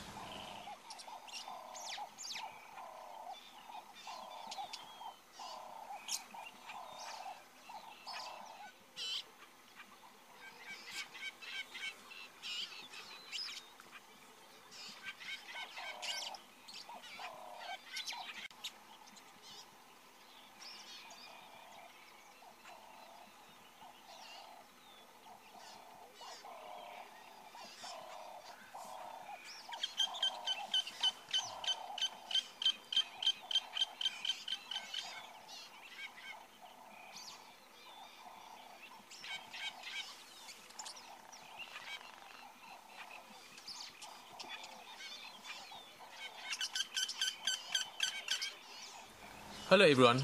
Being out in the bush and being out there live has its technical challenges. We're experiencing some of that now and are working on it as fast as possible to get it sorted and get you back.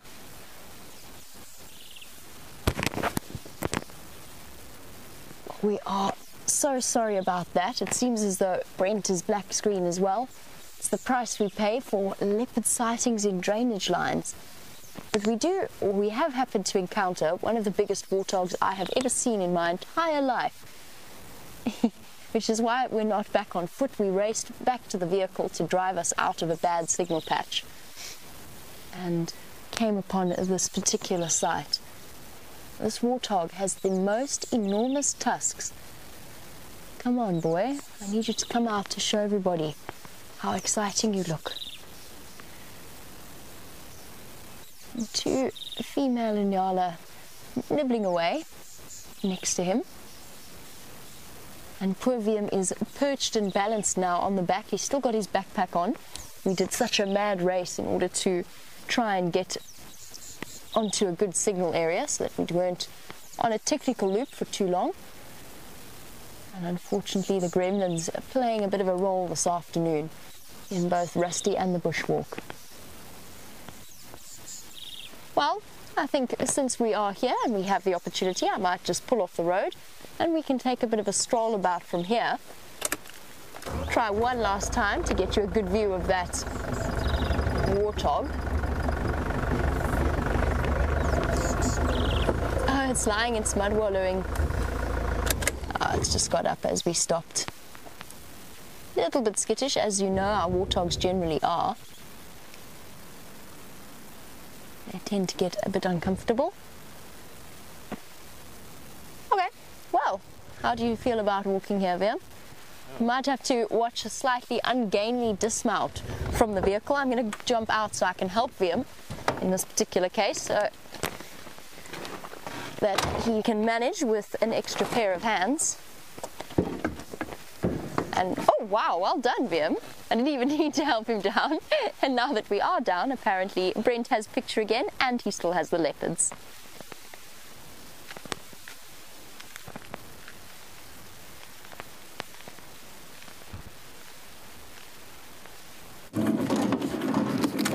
Welcome back, everyone. So they've come down. Unfortunately, they're right in the base of a drainage line. So not the best signal, so we can't really move. So there's Tingana in front of us. Thandi off to the left.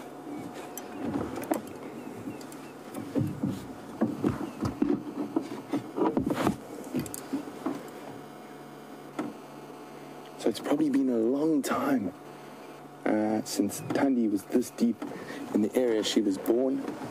So I'm not sure whether she was actually born on Juma, but I'm guessing so, since Karula normally likes to give birth around the Vuatela Lodge.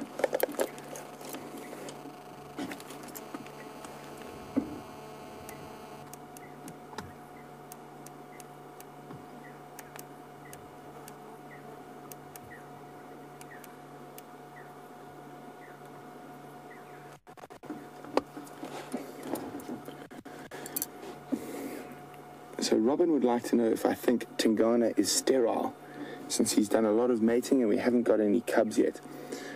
Probably not. I don't think he's sterile.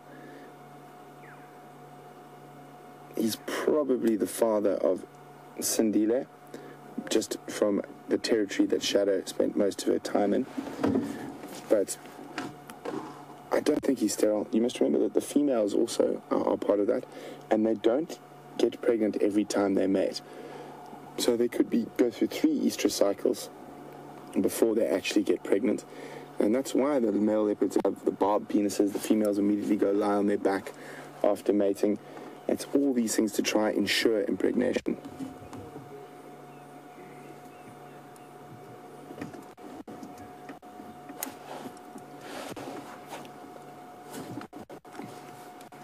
She's coming back.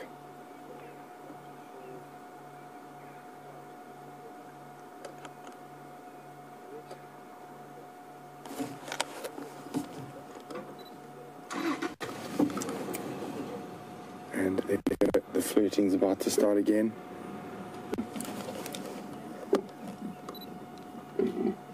He just pops his head down. So I said most of the mating is initiated by the females. They almost harass him, and it gets worse towards the end of a long mating session.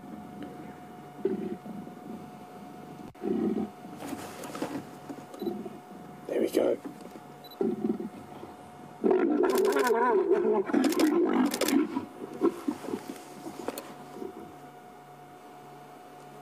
So they are mating much faster than 15 minutes between copulations. So while we were trying to get into position, they mated again. So I'd say this is definitely early on day 1 or day 2.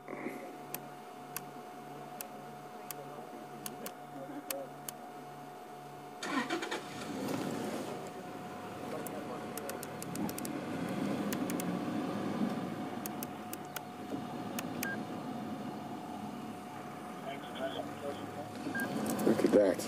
So they're going to lie down in the base of the Moati. I'm not sure. We're not going to. That's all we're going to see. But I'm going to. If I move, we might lose signal. Decisions. So we're going to try it out. Hopefully, we don't lose signal.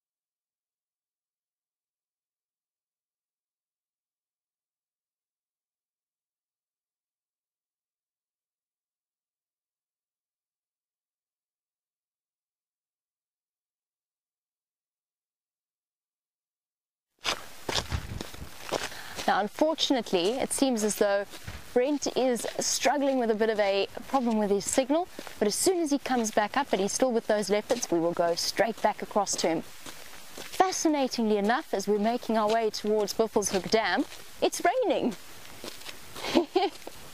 It's been threatening to all day. There was a bit of a light drizzle, and now it is actually raining on us. And it's incredibly nice. It's very enjoyable to be out here walking in the bush in the rain. But it does mean that I have to cover the backpack. So Wium, when you think it's a bit hard, just give me a shout and I will cover it up for you. What do you think? We might need to do that. So one of those funny disjointed afternoons that's gone not quite according to plan. So I think we'll have to, before we go up to Buffelshoek Dam, I might have to do a bit of a rain cover just to show you something. Can I take the camera for a second? Thank you. This is a walking backpack that is full of electronics, and that blue cover there is the one that I'm going to be popping on.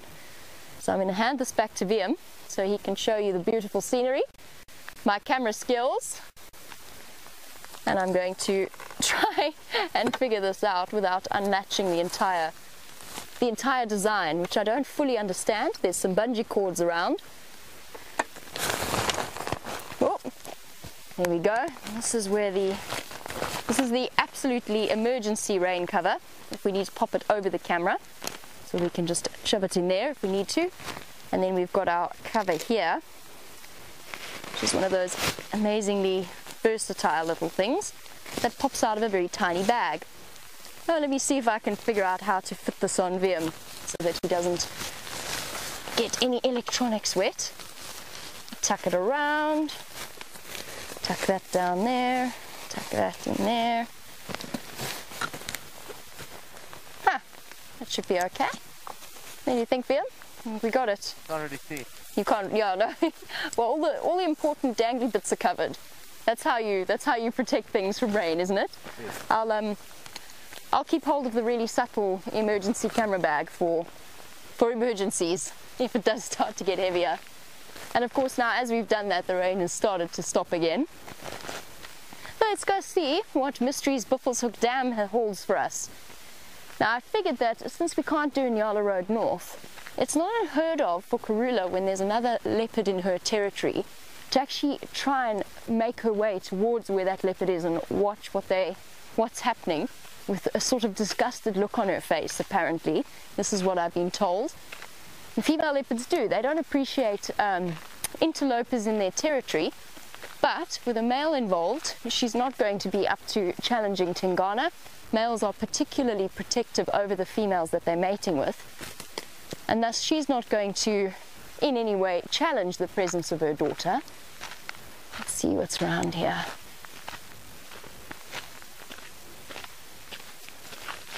Now, the wonderful thing about being out in the bush on foot is that you get to experience every aspect of it without a noisy engine sometimes coming between you and it, which means everything from the vast silences to the smell of the rain, which is particularly dominant at this point.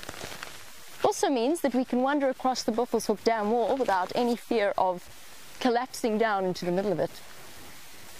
You hear something? No. I'm starting to be entirely reliant on Wium's hearing.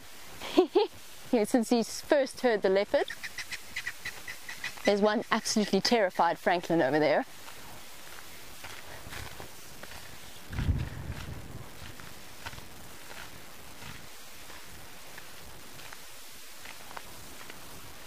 Now, I did wonder a little bit about whether or not either Karula or Mvula might decide to make themselves known around here. I'm glad that Mvula showed himself. This is not a view that we get to sit and watch very often. But Mvula is starting to get to the point where Tingana is really intruding upon his territory. And it's getting to the point where we're starting to expect that Mvula might begin to go nomadic in that particular respect. Now, Keith, I know that you were wondering, oh, this could be risky. I could go tumbling down the Buffelshoek Dam wall. So Keith was wondering what the average lifespan of a leopard is and whether or not the males or the females live longer. And Keith, the answer to that question is that males definitely have a shorter lifespan. It's a hard world out there for a male leopard, although they do love drainage lines like the one Wium just showed you. Beautiful view down there. So the males will have a shorter lifespan, and you're usually looking at around 12 or 13 years old, at which point they start to become what's known as nomadic males.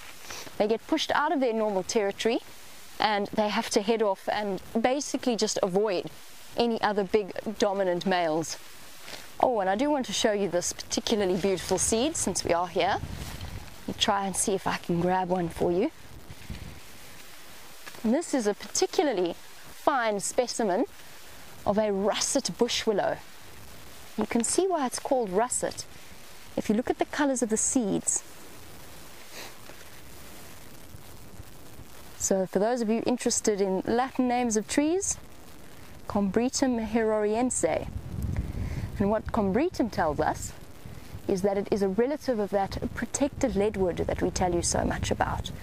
Now, these beautiful four-lobed seeds that unify this whole family are a great way, of course, of dispersing the seeds, catching the wind.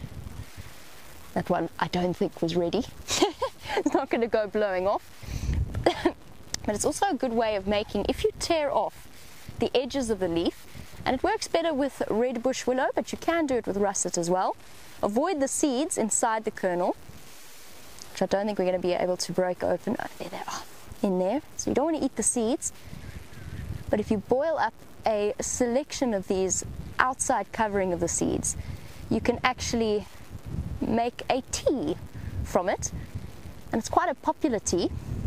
So either the red bush willow or the russet bush willow. If you're outside and you're desperate, then that is the way forward. And there's one other tree, and I'm actually going to ask this to you as a quiz, see if you guys have been listening, because I know I've definitely told you, and I'm sure Brent has as well. And Wium looks as though he's about to fly away with that cover on. I'll keep an eye on it. There's one other tree that you can use for a sort of a recreational, either tea or coffee purpose. And one last thing to show you. The leaves of this tree, easily identifiable. It's one of the smallest leaves of any of the Combretum species. And why am I showing you this? Because the Combretum family is the dominant tree in this bushveld. So these tiny little leaves, to give you a perspective, between the russet and the red, the variable, and the large fruited bush willows, those are the most dominant tree species that we get out here. And in fact, when people refer to this kind of ecosystem or this kind of habitat, they actually refer to it as a bush willow woodland. And you can see why, with a combination of those incredible seeds, why this tree takes on the name russet bush willow. Oh, Wium. Scared he's going to fall down the damn wall.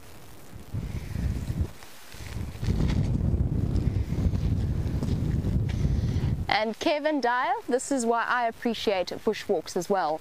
This different perspective of the dam, and maybe we should go and wander down into it now that it's completely dry. We'll make our way around it and we'll go and really have a look at what's happening inside it, all the patches of water, the stagnant water. And it's actually a perfect opportunity. Remember that elephant, for regular viewers, that elephant that we saw wandering through the mud here? I think this is a perfect opportunity to make our way down and go and show you exactly how deep that one particular hole goes. I wasn't able to do it at the time because it was still fresh mud, and I would have slid straight into it and quite possibly not being able to climb out of it. And at that point my dignity was a little bit, it had taken a few knocks. Now, important when you make an approach like this, always to be aware of the fact that animals really like water and they move between the dams, particularly at this time of day. So you'll notice that I'm always walking with my head up, just keeping a close eye on what decides to come down here. And if they're not after the water, they will be after the mud. And Kristen, no, this is not where the Djuma Dam camera is, although it is one of the only water sources on Djuma. And how often do you get to see buffalo tracks, by the way, in perspective of size? This is a buffalo track here. This is the one half and the other half. And you can actually see their feet are bigger than my hand, pretty much at my hand. Look, I'm not the biggest person in the world. And in this particular case, there's a slight flick of dirt at the toe. And that's the direction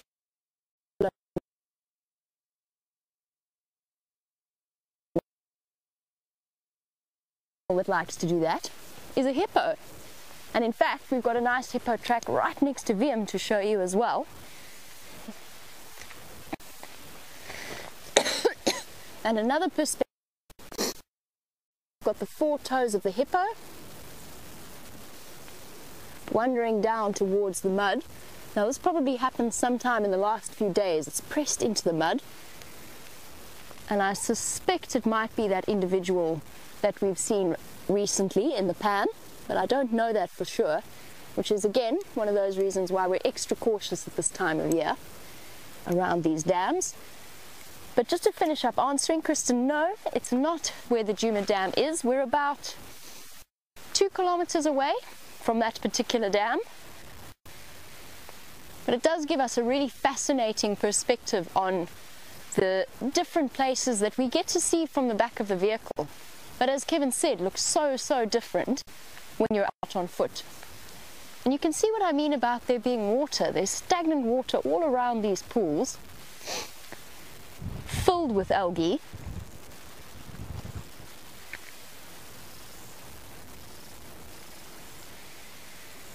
You can see how unpleasant that water actually looks. I don't know about you, but I wouldn't be drinking that unless I was absolutely desperate.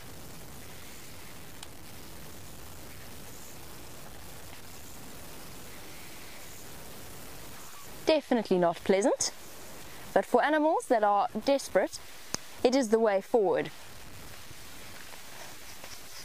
And just an update on Brent as to where he is. He's still with the leopards, but he's struggling with signal.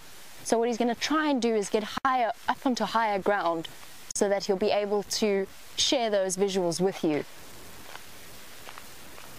I think I'm hearing voices.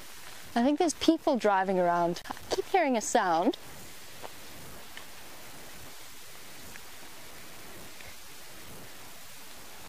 Wium's incredible in terms of wandering around with that backpack and actually keeping the camera steady. And now, of course, I've brought him on a mission impossible because he's got to try and keep his footing, plus film, plus keep an eye on it. And James, you were wondering how heavy that equipment is. And how heavy is it? Because Wium does such an incredible job both filming and navigating at the same time.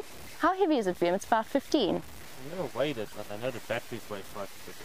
So the batteries, just the batteries alone, and how many do we have? 2. 2 batteries. So the batteries alone, 5 kilograms, so about 10 pounds. I'm not going to make you come this way, Wium. I'm just going to show them this hole. Wium's managing very well. Whoopsie.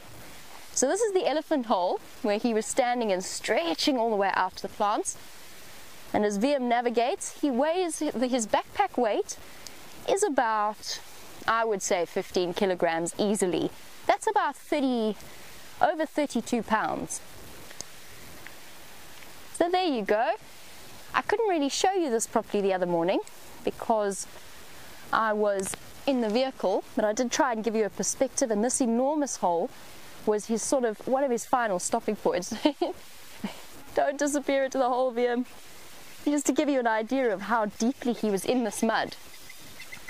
And that's when we heard the sucking noise as he pulled in, and you could actually see where his feet slid down along the side there and then into the mud. And he was, of course, after all of these green plants, this has provided a perfect growing habitat for them. They are an invasive species and they don't actually belong here, but apparently the elephant didn't find it too objectionable. And you can even see how, you can just imagine how deep this would have been when I first started working here in July. So I would have been underwater. Wium, even with his giant antenna, would have been underwater in July. At this time of year, this dam should be overflowing all the way to the back of that drainage line there. So it really is quite sad to see in its own way, but of course we have discussed a lot about the possible positives of this drought. And Night Shift Runner, who is a new viewer, and a warm welcome. Now, just sorry, you might have seen how I stumbled my way across there. Sheer respect for Wium, who's doing an amazing job of keeping up over all the different mud waddles. So, Night Shift Walk, you were wondering, is this man-made? And yes, it is. Most of the dams in this area are constructed by people, which means in turn that they are responsible for the upkeep of these dams. And that's actually what this structure is here. So a gabion or a gabion is a way of reducing erosion that happens around man-made dams and other dams, but especially man-made dams, because of course you've got increased animal traffic. They're feeding around this area, they're moving to and from between the water source, and for them what that means is that they remove all of the grass cover and a lot of the vegetation cover as well, and you wind up with erosion channels like this one that we have here starting to form. So the combination of the gabions or the gabions as well as brush packing is to try and prevent the runoff and the dongas, what we call dongas. It's a very colloquial South African term. So what we know as of dongas, creating these artificial channels where there shouldn't be channels in a natural environment.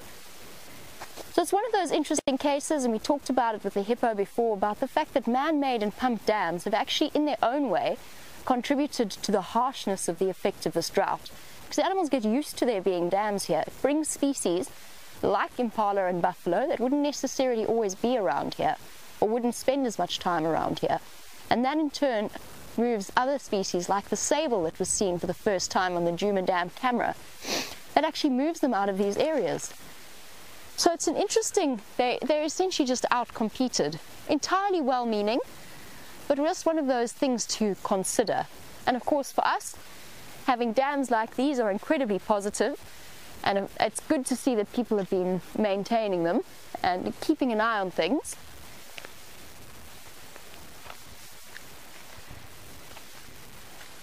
Try and find Wium an easy way around.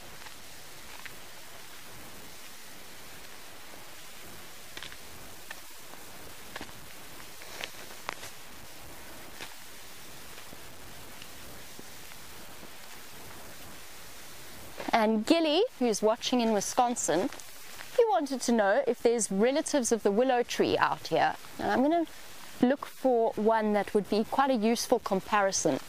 So willow trees, the bark of willow trees have pain-killing properties, as Gilly has said. And it's actually the derivative of where aspirin first came from. It was derived from the bark of a willow tree. And we do have our own equivalents, not necessarily willow relatives, but equivalent trees that will have pain-reducing effects. And I'm just going to see if I can find you one, Gilly. But a really good example of it is a sickle bush. The bark of a sickle bush has pain relieving properties. And there's all kinds of things that you can use trees for. For example, I'm sure many of the other guides have commented on this, or presenters, the weeping wattle, or the toilet paper tree, as it is colloquially known. And essentially, we have all the pharmacy effects that we might need on hand as we wander through. We've got Imodium in certain respects. Well, some barks are used as a cure for hangovers or anything similar. So in a way, very similar to the aspirin effect of the tree. I'm just going to rescue Wium here since it has stopped raining. And he's currently now got a cape, which is accompanying him and sort of flapping along in the air. So I will relieve him of that and take a moment to fold it up just now. Now Gilly, I'm really looking for a sickle bush to be able to show you.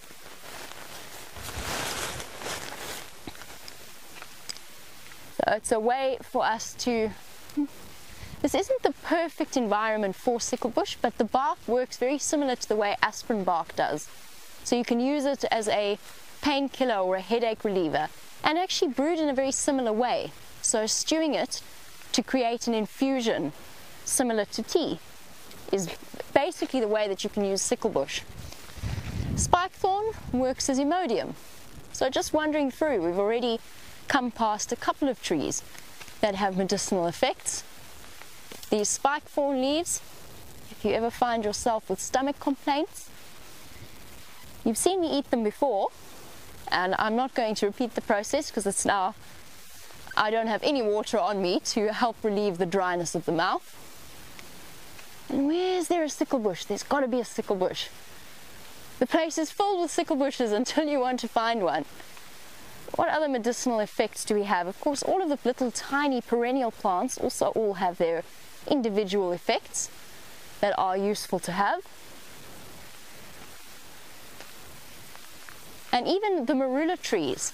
So the bark of the marula tree, that cambium layer, and we can actually go and have a look at what I mean by cambium layer. But the cambium layer essentially is a family of heart attack birds running away from us. They're going to duck away. What do I mean by heart attack birds? I mean crested francolin, that very often wait until you are right on top of them, and then relying on their camouflage to hide them, and then explode out of the grass at your feet. And that's why I always think of them as heart attack birds. So one last thing that I wanted to show you was the cambium layer of the trees. And obviously I'm referring to, in this case, the rich stringy layer. This is a knobthorn tree, but all trees have it. This rich stringy layer that the elephants really love to strip and attack. In marula trees, to continue on with our medical theme, it is an antihistamine. So if you ever find yourself with an allergic reaction to a wasp sting or a bee sting, it's not powerful, so if you're really allergic, you need something like an EpiPen. But if you find yourself with a slight sort of contact allergy, you just rub the bark ever so gently on your skin and it will help to relieve it. The good news is that Brent is back up and running, so let's pop over to him for an update.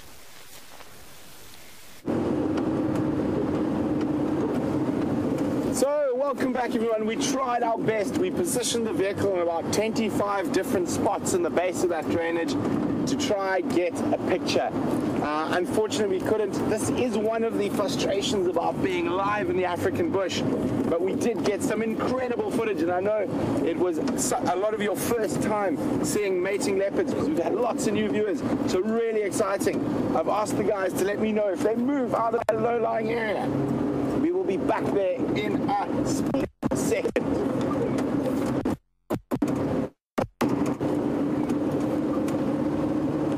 So I'm sure you guys have got a lot of questions about leopards and mating leopards, and now that they're not mating in front of us, feel free to fire away. Send them through at machine gun speed if you need, and you can do that if you are new by popping it on an email to me at questions@wildearth.tv, or use the hashtag SafariLive on Twitter.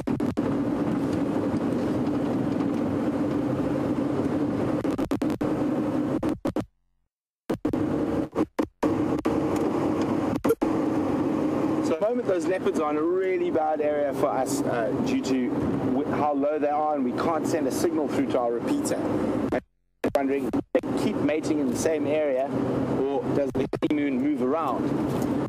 Move around, Susie, generally the female will be following the male as he continues on his normal scent marking. So they will move around, and they can actually move quite big distances while they're mating.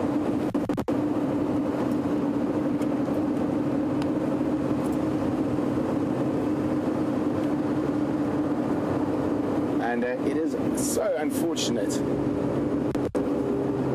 that we weren't able to stay there. We're going to try to maybe get Jamie to try pop that backpack onto the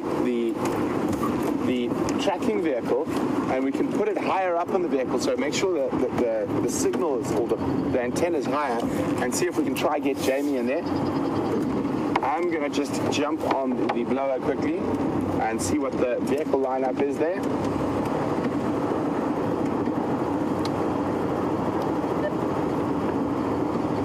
Johan.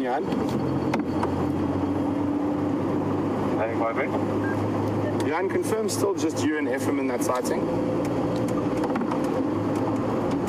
Yeah, I think it's me at the moment. I know everyone is making his way there. Okay, copy, thanks. We're going to try to send one of our other vehicles in there, so their game drive comms don't seem to be operational, but there will be a third vehicle coming to join you. Yeah, copy that. And if they move to a better position for you guys, I will let you guys know. Copy, thanks very much, Jan, we really appreciate it. Okay, so we're going to try to see if Jamie and Wium, with that backpack with a long pole mounted high on a vehicle, might be able to get in there with the mating pair. So they're going to start making their way there. Till then, unfortunately, you're stuck with me instead of mating leopards. But as I said, I'll try and answer all your questions on mating leopards while Jamie's on her way there. Look at that. Look at that perfect little hole in this cloud and the sun bursting through. Oh, I looked too closely at it. I'm now temporarily blind.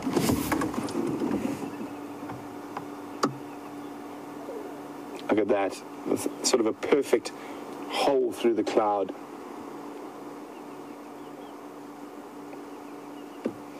So, quite often I tell you guys, pop your pictures on the SafariLIVE page, pop your pictures on Twitter, use the hashtag SafariLIVE. I think I've got a new challenge for all our viewers, and I'm hoping you guys jump on this challenge. So instead of posting a picture to the SafariLIVE page or to the hashtag SafariLIVE on Twitter, I'm saying let's see if you can post a little video. So I want everyone out there to do their best mating leopard impersonation and pop it on Facebook and Twitter. I'm going to do mine for you guys now. So you just heard it. So there's my mating leopard impression. So there we go. Andrew, your turn. So there we go. We've done ours. We'll get Jamie and Wium to do theirs as well. So why don't you guys take a little video, put your best mating leopard impressions on our Facebook page, which is SafariLIVE, or use the hashtag SafariLIVE on Twitter, or use the @WildEarth on Twitter. Pop your best mating leopard impersonation on Facebook. Please, guys, do keep it clean, though. We just want the audio.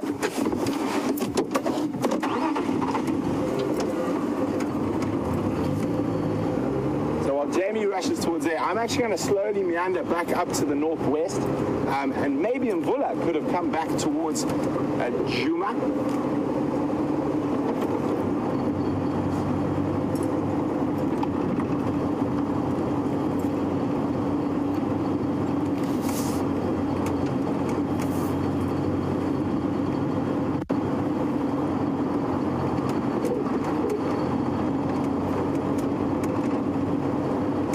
Big thanks to Ellen Fowler, who's been a firm, staunch supporter of us for a long time.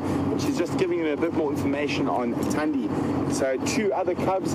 She had Bahuti, who is a young male. He became a dispersal male, a little bit older than Quarantine and Kunyuma. And Scott has actually seen him on drive. And then another cub, Wabamisa, I think it was called. And that cub was killed by the Styx male lions. So thanks very much for that info, Ellen. It's always great because, I mean, even though it seems like for the new viewers, all you've ever seen was is Scott, James, Jamie, and myself, and Peter and Hayden, of course. But there were guys before us, and the show has been running since I think it's 2007 or 2008. And obviously, every year we aim to get better and better, improve the technical difficulties. So 2016, from what I hear, is going to be a cracker, and looking forward to it. And it's going to be really exciting and really great to have all of you along on the back of the vehicle with us for this amazing adventure that we're on.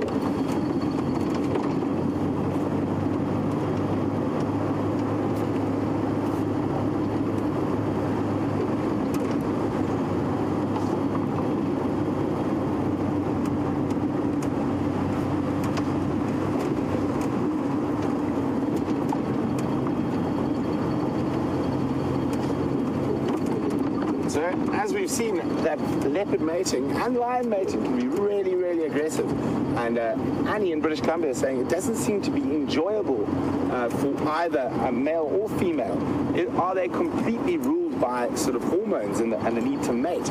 They are. The need to procreate and produce the next generation is what drives that. And especially for that first day or two, it can be very, very uncomfortable. And you'll notice, but unfortunately we couldn't get the picture through, that both Thandi and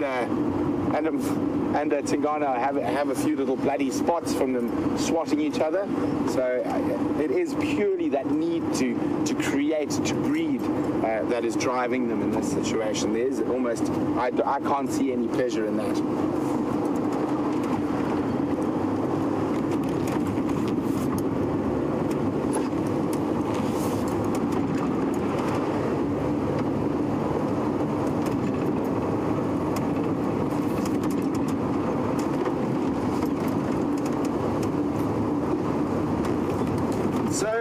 Michelle's geography class is still watching, and Alicia, who's 15 years old, would like to know, do leopards stay together? Are they a monogamous couple? They are not. So what will happen, and I think the best way to illustrate this is to draw you a picture in the sand. So I'm going to do that. Where's going to be a good piece of sand? That looks like a decent piece of sand. What do you reckon, Andrew? Perfect. There we go. So what I'm going to do is I'm going to also, because my earpiece is going to be out, tell Andrew to wave at me if Jamie has a picture around the leopard, so you don't miss the leopards while I'm fiddling around in my sand pit. So, how's this here, Andrew? That's good. So let's make a nice clear little stick. You always need a stick when you're drawing in the sand. It's better than using your fingers. So if we clear the sand like this, we're just going to draw a very basic sort of square, much easier. Let's say that is a game reserve. How's that look? Can you see that nicely, Andrew? Yes. Okay. So let's just, for example, use a very basic square. That is a game reserve. And leopards are not at all hemmed in by fences. So let's say that is one male territory like that. And this is probably another male territory like that. And then you'll probably have a female territory in here, another one in there, another one over here, maybe even a little one just coming in the corner. So basically you'll probably have 2 or 3 dominant males in a big area, and their territory will encompass sometimes up to 3 or 4 different females' territories.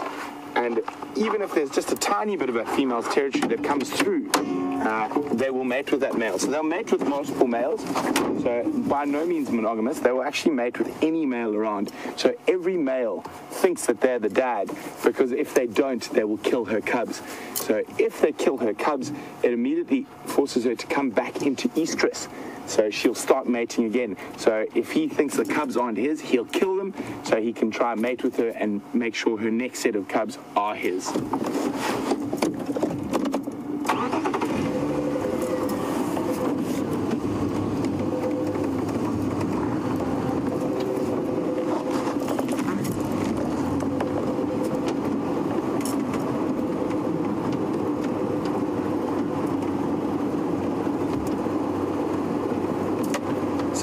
another question from Michelle's class.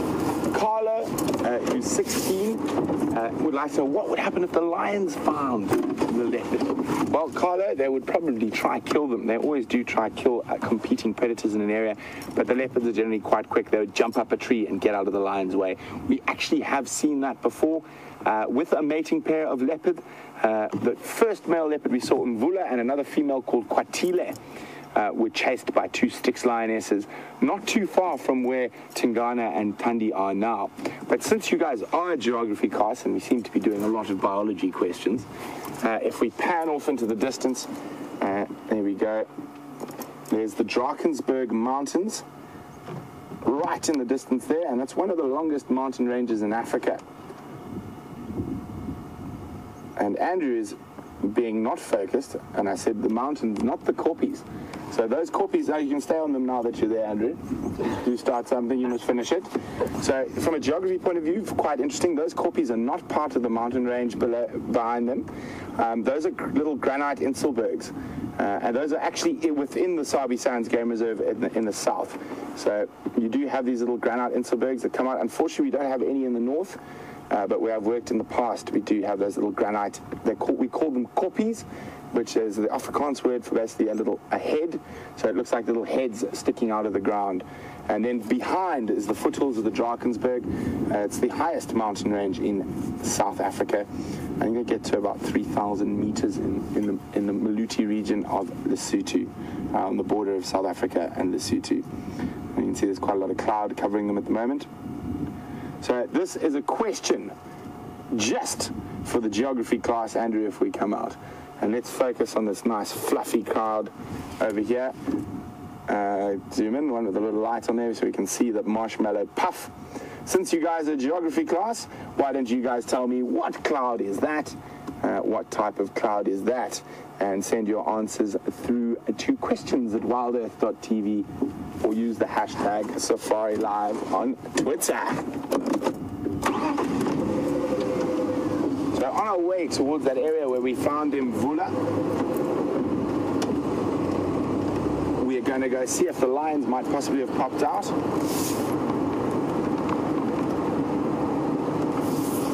So my radio just broke. Ah, someone has already sent in a video. Well done. I just missed the name there. Safari Dean, well done. Has already sent in the first impression of a mating leopard. Well done. I look forward to watching them. And I think, Andrew, what do you think? I think we're going to have to get the rest of the crew. The rest of the crew, since you're doing it, we'll do it. So I think we're going to have to get Kirsten and Nikki and Scott and everyone to post their videos of their mating leopard impersonation.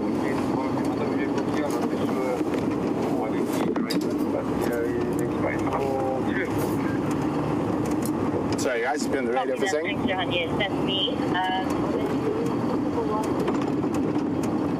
Oh, there we go, nice little birdie. You got him, Andrew. Not the best for you. Thanks very much. And a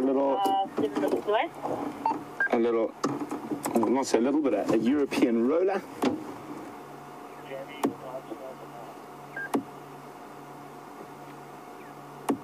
Sitting in a peltiforum, or a weeping wattle. So the reason it is called a weeping wattle, as the bird flies off, I'm going to stop next to it here now. I'm going to get Andrew to grab me that branch very kindly. Got to make the cameraman useful. The branch or the leaves? Oh, you can just do the leaves. Thank you, Andrew. So we'll chat about that now, but the reason it's called a weeping wattle is there's a small species of spittle bug, or frog hopper is another name for them, and they've got very developed back legs, and they, during the really dry part of the dry season, there's a couple of different species of tree they will sometimes feed on, and they're able to suck sap at such a rate, and they expel it at almost every second and a half, and what they expel, their urine is almost pure water. And if who's sitting under the tree when it happens. It said that the tree is weeping. So a weeping wattle. Another tree that they feed on is called an apple leaf, or the other name for them is a rain tree because it rains. But the other more common use for the weeping wattle while in the bush, the leaves are very, very soft. It's also known as the toilet paper tree. Gathered in large wads, very soft velvety leaves. So if you ever stuck out in the African bush, a good one to remember. And yeah, Jamie has already showed you it on Bushwalk today. I'll just throw it to Andrew then. So it seems a real mystery where that kahumas could have disappeared too.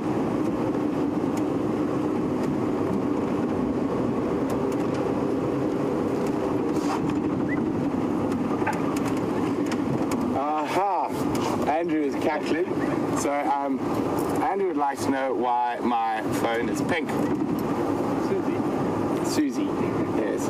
Andrew found this very amusing when, so on my way, on Andrew and my way up to Zimbabwe, I was getting a new phone. My other one had definitely seen better days. And just after the Christmas rush madness, I wanted a very specific phone. I wanted the 128 gigabyte whatnot, and we've done some research into the 4K camera that came with the phone, and so very excited. And obviously we don't go into big cities very often, so I went to, how many iStores did we go to, Andrew? 3. And the only iPhone 128 gig available in the whole of Johannesburg, it seemed to be, was the pink one. And I wasn't going to wait another month to get it, just for a different color. And as Jamie said yesterday, at least I'm that comfortable with my masculinity that I don't mind having a pink phone. It does help when you have a wonderful girlfriend. So Final Control sent that through to Jamie, and she just said the same thing. I'm very lucky to have such a wonderful woman in my life.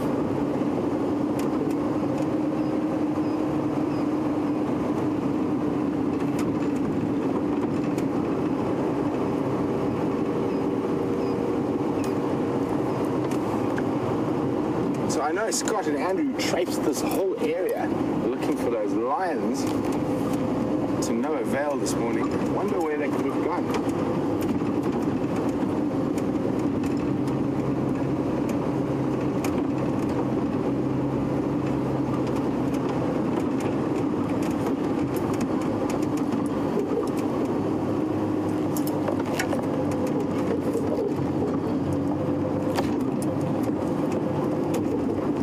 So Brian in Philadelphia would like me to repeat Thandi's full name and its meaning. So it's probably, her name is probably Thandi as her full name, but it is a shortening of a longer Shangaan word, which is Thandekile, which means the one that is loved.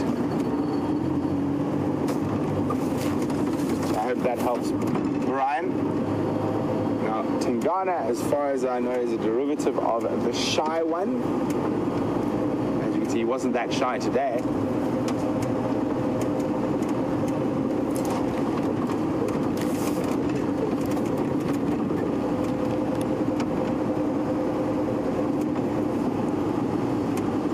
Joanne in Connecticut is wondering, are leopards more aggressive when they're mating? Do we have to be a bit more careful? I wouldn't say more aggressive. They're probably, their hormones are a bit more so, not more aggressive towards each other most certainly. And sometimes if you position yourself in the wrong area, you could get misplaced aggression from them. But I wouldn't say they're more dangerous than normal. And you should always show the animals the same amount of respect. That's the best way not to get into any trouble out here.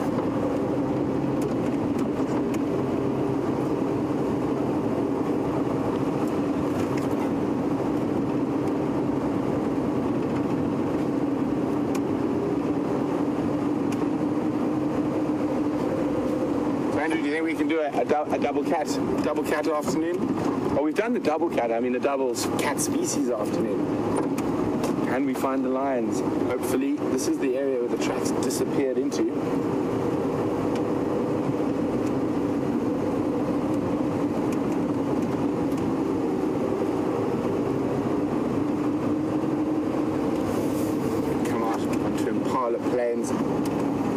just lying out in the open for us.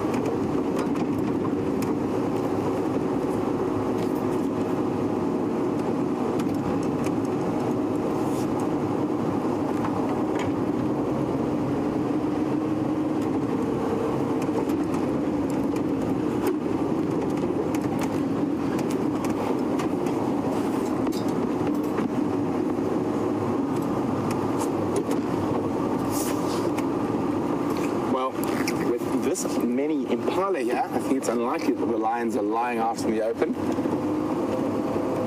Morning impararas. And I hear we saw one of the first of the second birds, one of the newborns. So quite often with impala, you will have a late birth. So the females who didn't get pregnant in the sort of beginning of the rutting season, there'll often be a second rut a little bit later on, and those babies will start being born from now. Don't see any in this group though. These guys all look like they're a bit older. So Gracie, one of our favorite regular viewers, says, would that snake that Scott saw yesterday hurt a leopard? Gracie, if it did bite the leopard, yes, its venom is very, very strong and it would be able to hurt the leopard. But fortunately for the leopards and for the snake, they tend to avoid each other most of the time.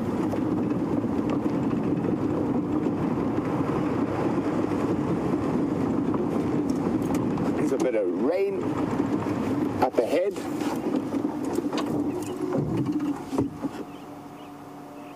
Tiny little bit of rain coming through the clouds.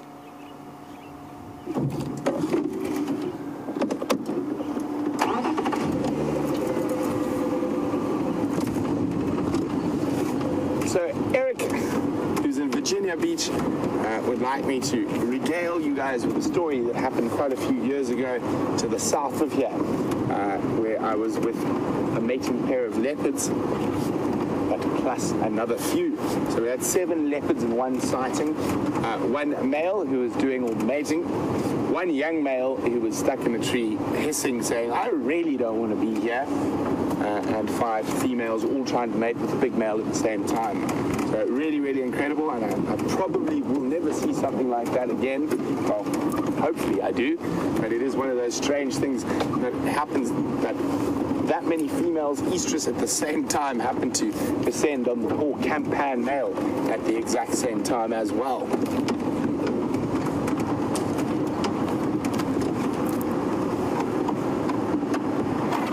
Oh, attack of the area.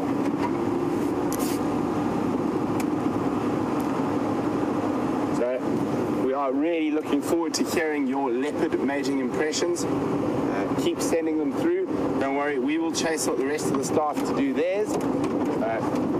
I think there should almost be a competition. Who's got the best mating leopard impression? So if you guys missed that earlier, or if you've just logged in, I've challenged all our viewers to give us their version of the sound that the mating leopards make, and pop it onto our Facebook page or onto YouTube. Our Facebook page is SafariLIVE. On YouTube, on Twitter, so not YouTube, on Twitter, just use the hashtag SafariLIVE or use @WildEarth. It's one of our Twitter accounts. And just in case you've forgotten what it sounded like,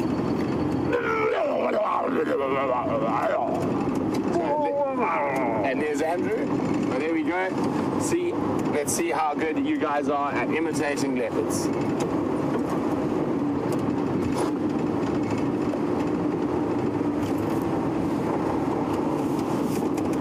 So great news, speaking of mating leopards, and hopefully you can hear them do it in real time, with Jamie, who seems to have found a spot with some signal.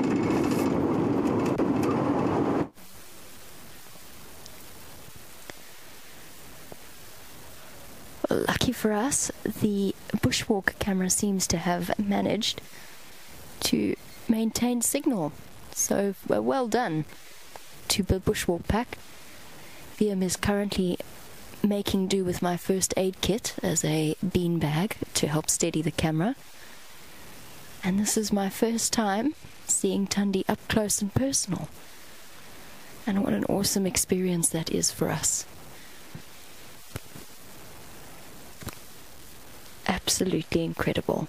Now you'll notice I'm speaking very low, and that's just because there is another vehicle that we are right next to, we're right on top of them, and I don't want to detract from their experience either in any way. So I'm just going to be talking very softly.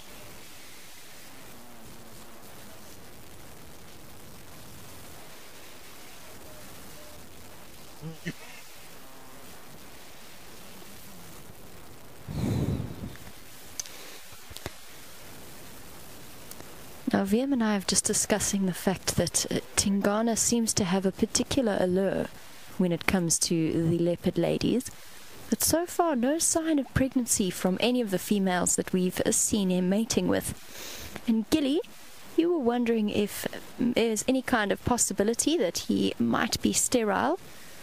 Oh, sorry, Gilly, you're wondering if there's a possibility that he might be sterile, or if there's any kind of ticks or insects that cause sterility in leopards or other animals.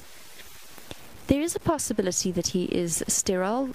That being said, I think there might be several different factors at play, and not every leopard mating session is entirely successful. So I'm not sure whether we can make that assessment just yet. What's she seen? She's seen something.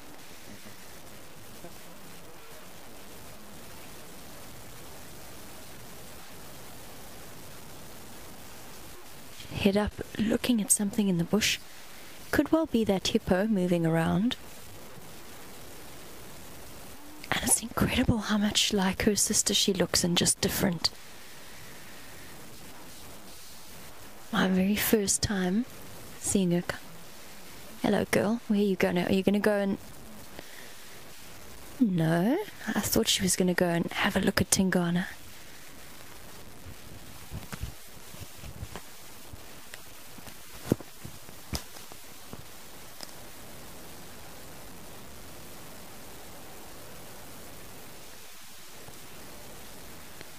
And Georgianne in Illinois, a warm welcome back, Georgianne. We haven't had any questions from you for a long time, so I'm glad that you're back with us on these safaris.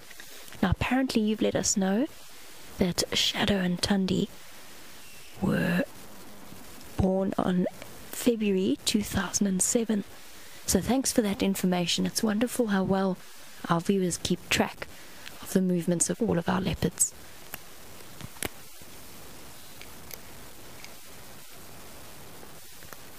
I guess she just decided that that was a more comfortable spot to go and lie across.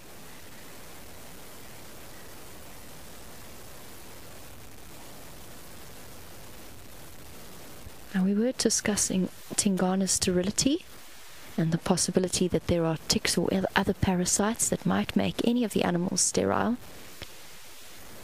I wouldn't be surprised if there were also certain plant species that could contribute to sterility within animals. They very often affect the growth hormones in, for example, a growth of their claws or their hooves. There's certain poisonous types of plants that affect a type of protein that they produce.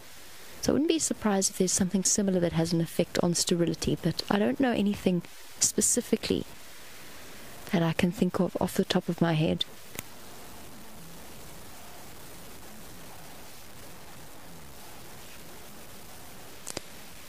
And we've often remarked upon it with leopards. Isn't it incredible how they can find a spot and look completely comfortable? Doesn't matter how uncomfortable the spot really is, just draping themselves across the side of a drainage line.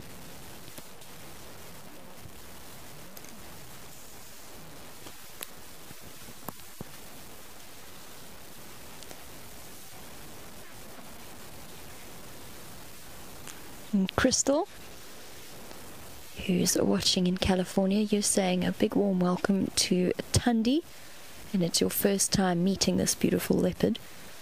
And Crystal, I was also incredibly excited when I first found them and sat and watched and thought it was Shadow, but with something different about her. I can't describe to you the excitement of seeing a new leopard in an area that you've got so familiar with the different leopard characters that we get to see.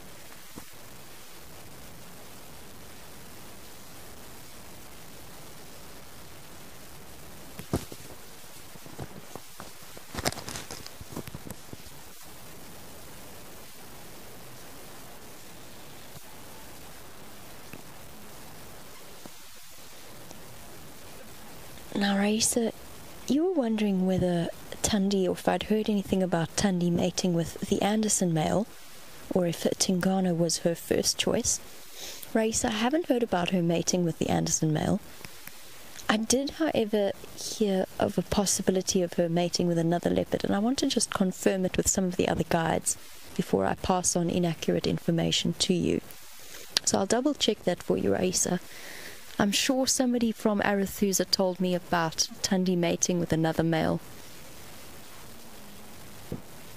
And given that her territory is usually much further south of where we are now, there's always the possibility that it's one of the big males coming up from Mala Mala that might have been mating with her previously. But obviously at the moment, Tingana is the flavour of the month, or the last few months, for our lady leopards. Flavour of the year. Flavour of the year, Wium says. There was a patch where we watched Tingana go from mating with Kutile to Shadow to Karula and back to Shadow, all in the space of about 3 or so months. Now there's another vehicle coming up behind us, so just bear with me one moment while I hop on the Game Drive channel.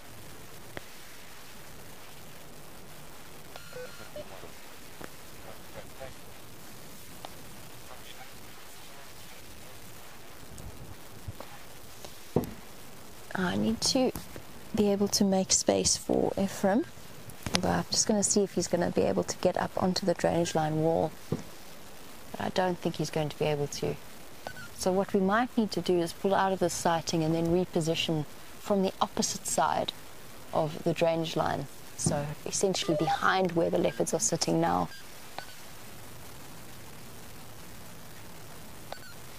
And while we do that, let's pop over to Brent to get an update from his side.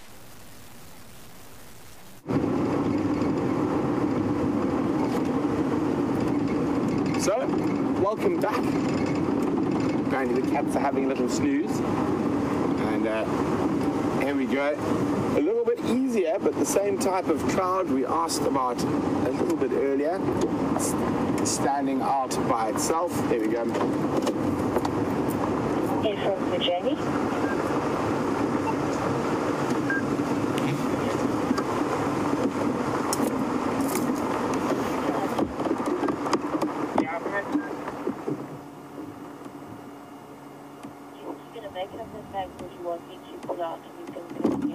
So Rachel and 12 others think Allostratus, and Frankie and 4 others think Nimbostratus.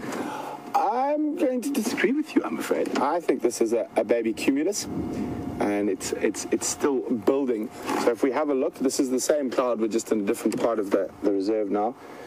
You see how it's starting to anvil up at the top there. So this is a cumulus. You see it's like big, fluffy, puffy mushrooms, or I mean not mushrooms, marshmallows is the word I'm looking for. So with these cumulus clouds, they often build straight up and they almost form an anvil, like a blacksmith's anvil right at the top. This is a little one, and you can see very heavy in the base, but they go really, really high up into the sky and form those big anvils. It is a bit difficult because there is quite a lot of stratus around as well, but I should say look for the fluffy marshmallowness of the cumulus cloud.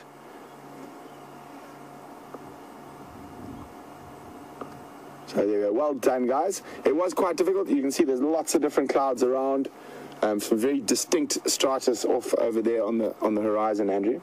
We drop down there. So you see the stratus almost always flat, much more flat, and the cumulus, that puffy building. So we didn't have any luck with any line tracks. And I don't see any Allostratus. If I remember correctly, Allostratus is quite a lot higher. I am looking, this is all a little bit lower. No. So we didn't have any luck with those lines, so we are going to check for Mvula again. I'm just going to ask Ephraim if he was still sleeping on the same termite mound when they left. Ephraim. If when you left Mvula, was he still on top of that Shadulu? Copy, thanks. So, it looks like he might still be there. He was sleeping on top of that same termite mound when we left him. Who knows, hopefully he might come back to the west a little bit. So, let's give you an idea now that we're up on some high ground here. Okay, so where Mvula was is over there, about there. So that's about where Mvula was, just off that crest of that ridge there. And then you watch there as the horizon dips down. I'm going to just maybe reverse a little bit so we see, if we look through this gap here, you can see there's a crest in the distance there. Let me get Andrew to zoom in a bit. So you can see on that crest in the distance, but if we come down and there's a valley here, there's actually two valleys, one that runs almost north-south and the other east-west. And I'd say Tingana and Thandi are there, probably about 2.5–3 kilometers apart. So there we go. And hopefully he is still sitting in the spot where he left him. As I said, he was looking quite tired. He is looking very old, but by no means is he out for the count. So when male leopards get dispersed out of their territories, like Mvula pretty much has, I think he still does have some core territory left. What they do is they end up sneaking around in the peripheries, pretty much like we saw him doing today. So we've seen Tingana both cross into Buffalo's Hook, and this area here on Juma is definitely his now. But so what we saw, he's sneaking along here. You can definitely hear the mating going on, and he's just keeping out of that sort of firing line.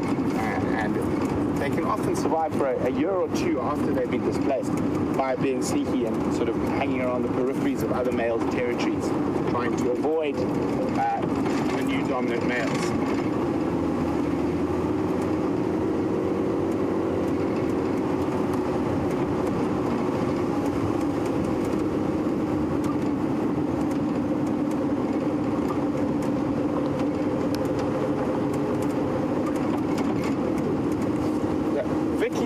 Happy we got to see Mvula. She was worried about the way everyone was talking, that we might not get to see him again before he moves on to the next realm. But I think we probably will see him a few more times from this. I hope I'm not wrong. Animals tend to like to do that to prove you completely wrong. So I said, he doesn't look great, but he doesn't look horrific. So I think he'll probably hang around the peripheries and maybe sneak in and out of his old territory for a while. So I think we're probably going to see him on and off for the next couple of months at least.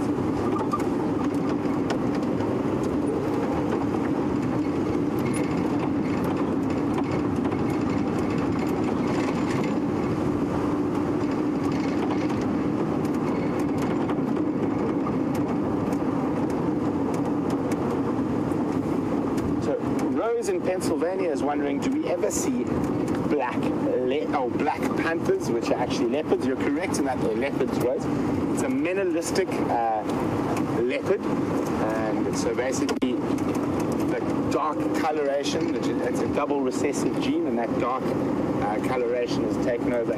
You can still see rosettes on them, but they're just very faint. There have been recorded cases in Leidenberg, which is 200, probably 250, no, maybe not that far, maybe 200 kilometers as the crow flies from us. I have seen one in my life. I was actually very young and dashed across the road in front of us in Zululand. And then I know in certain parts of the Congo Basin forests, there are areas that have a high percentage of menelistic leopards. But I've never heard of one being recorded in the Sabi Sands. So with a recessive gene like that, what that means is both the male and female has to carry that gene, and so it needs to be a double recessive. So they both have to carry that gene for it to be passed on. So normally, I'm trying to remember now, high school biology, how's the best way to describe this? So if you had let's say a normal leopard, that gene is a big L, and a black leopard is a little L. So most leopards would probably be two big L's in that little genetic code. But so to get a black leopard, you would need one big owl, one little owl, one big owl, one little owl. No, I'm incorrect. Andrew, help me out here. You did biology at university. One little owl, one big owl, then the other one can be both big owls or whichever one. To get the double recessive. If the double recessive is a little owl. So it'd have to be one big owl, three little owls. Yes. There we go. We got there eventually. Sorry about that, guys. Oh, now he's just confused. Yeah, it's been a while since we did genetics. I studied biochemistry, but that was 6 years ago. Yes, there we are. Andrew did biochemistry about 6 years ago. So we're just going to have a quick look. Where's this termite mark? Do you remember, Andrew? Should be here. There it is. See a quick look, see if Mr. Mvula is still sleeping on top of it. Okay, we're going to go to Jamie very quickly.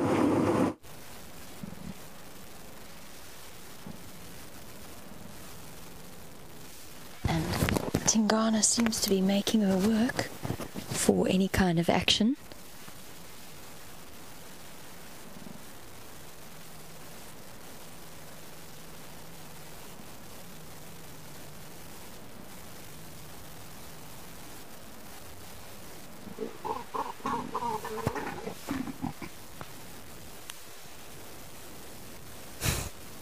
And the sound effects are incredible. There is nothing like that sound. She contentedly rolls onto her back. Now, I know that it's quite soft for you. I've got a lapel mic on, so we don't have the standard mic setup that we've had to, or that we usually have on the vehicles. Now, this afternoon's been a bit of a lesson in making a plan in order to bring you some of these incredible images. Tingana looking so unimpressed with life. But yes, there's nothing like that sound. And that reflex that the female exhibits when she rolls onto her back is known as the lordosis reflex, or part of the lordosis, or the mating reflex. Something that happens completely instinctively in both big leopards and in lions. As I said, that sound effect is something quite spectacular, and I believe that Brent has challenged you. Oh, big yawn. Brent has challenged you all for your best mating leopard impression. Oh, I thought for a second there she was going to go and try again. I was about to be very impressed with her stamina. Although I always am with mating leopards, it's incredible how frequently they can mate, and you can just imagine the amount of energy that they're burning through this whole process. But yes, please send us through your best mating leopard impression. Wium and I would love to continue. I actually did one at the start of drive, which I feel was fairly accurate, although it might have looked rather silly. And Wium and myself won't be able to do it while we're sitting in the leopard sighting itself. We run the risk of either chasing them away or getting some very concerned looks from the other people who are in the sighting with us.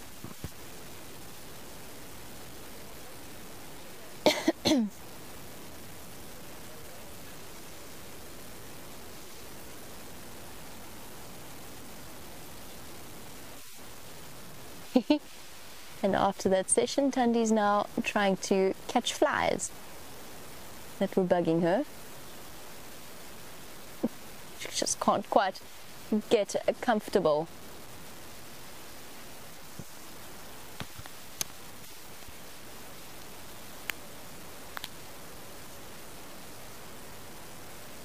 And Chantal, while we've been looking at these two leopards, we've seen Thandi for the first time. But of course, it's not the first time for us seeing Tingana.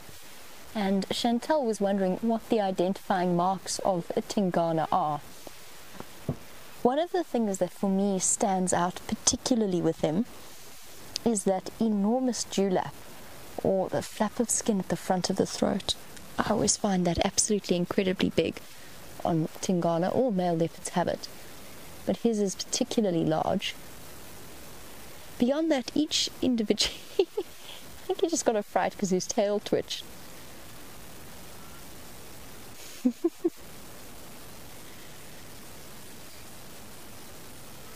can hear an African black cuckoo whistling in the background.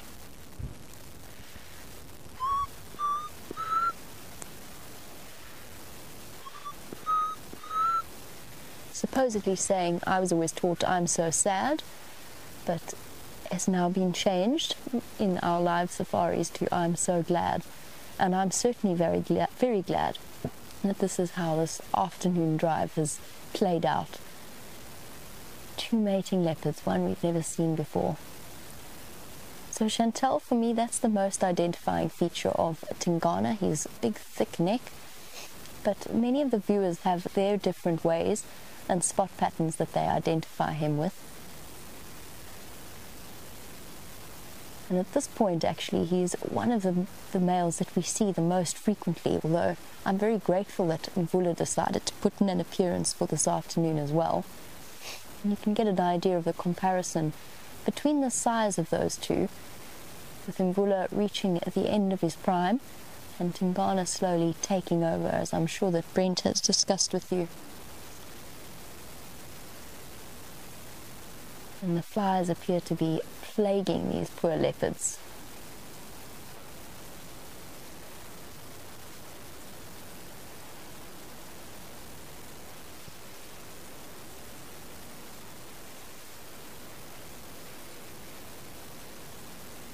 And Happy Cub, who is watching in Pennsylvania, you are wondering whether or not the female will stop mating as soon as she is impregnated. And to the best of my knowledge, no. She will continue right up until the end of her natural hormonal estrus cycle. And there's a couple of reasons for that. One is that each cub is an egg fertilized separately. They don't obviously come from the same, unless they're genetic twins. They come from separate eggs. And what that means is that although one might be fertilized the one day, another ovum could be fertilized the next. So she won't stop mating as soon as she is fertilized or impregnated. And also it takes a while once the fertilization has happened, obviously the cells are all dividing, and they only really start secreting those hormone levels, or the progesterone, to make sure she keeps the lining of her uterus and builds it up for implantation. That only really happens generally after a couple of days. So for her, she'll just mate until the end of her estrus cycle, which is roughly between 5 to 7 days, and then she'll move off.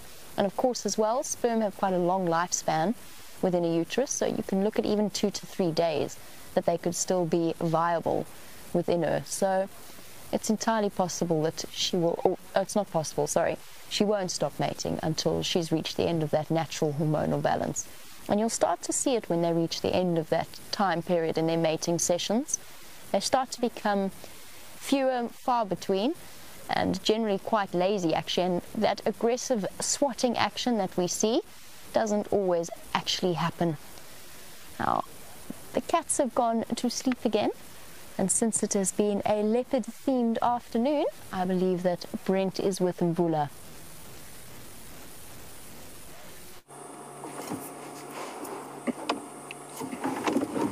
So, difficult to believe, but he is still there. You can see how there seems to be a flat area in the grass. And when I look through my binoculars, I can actually just pick up the odd rosette. So he is still asleep on top of that termite mound. But unfortunately, not a great visual. But it has been an incredible sunset safari. Not much of a sunset to speak of this evening, but 3 leopards, 3 different leopards, 2 big males and a female leopard that none of us of the current SafariLIVE crew have ever seen before. So what an exciting day, and always incredible to watch that amazing interaction that you get with mating leopards.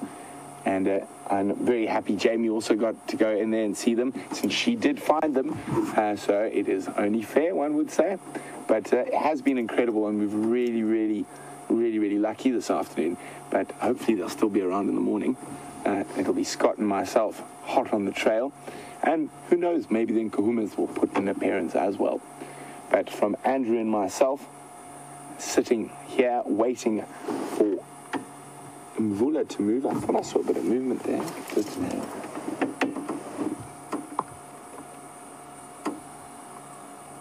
He just rolled over. I just caught a flash of white belly. Maybe we're heading off hunting. Maybe we'll see Mvula as well.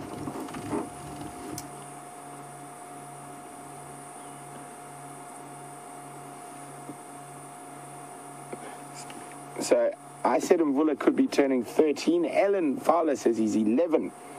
He must be turning 12 then, Ellen. He's looking very old for an 11-year-old leopard.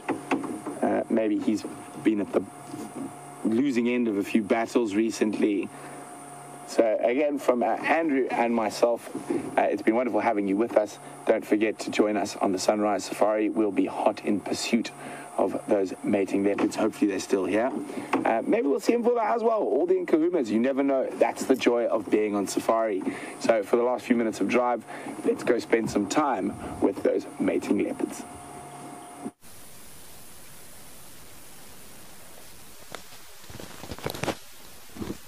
Well, ladies and gentlemen, what an absolute pleasure indeed this afternoon has been.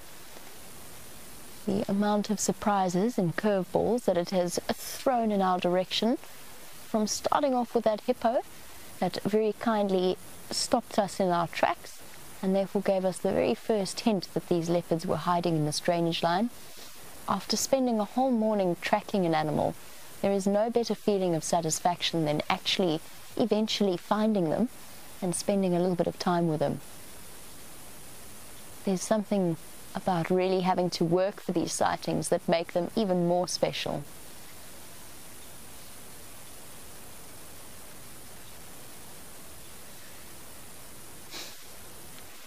And Paul Rizzo, I'm glad you had a fantastic day. It's an absolute pleasure. And yes, certainly been incredibly lucky over the last few days. A little bit of luck and a little bit of intentionally attempting to be in the right place at the right time has also helped. And of course, these wonderful creatures make it so easy for us to be grateful every day for what they see. I think she's going to go again. Good girl. For our last few moments.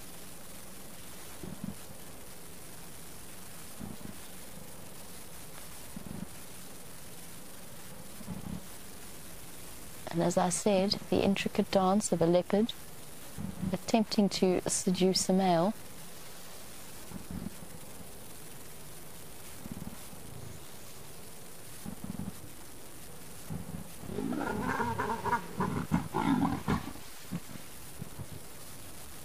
Awesome. She's thoroughly unimpressed with life. It's such a fascinating process to watch. So much aggression and power within these incredible animals. Nope, gonna find herself a comfy spot in the drainage line grooves.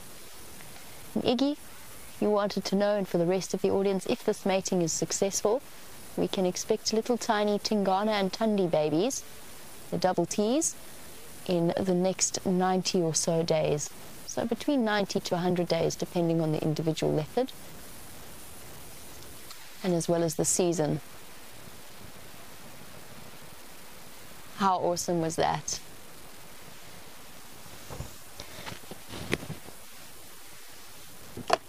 And Marilyn, it is an absolute pleasure. It was Marilyn's first time watching mating leopards, and I'm sure it was for many of the other viewers as well.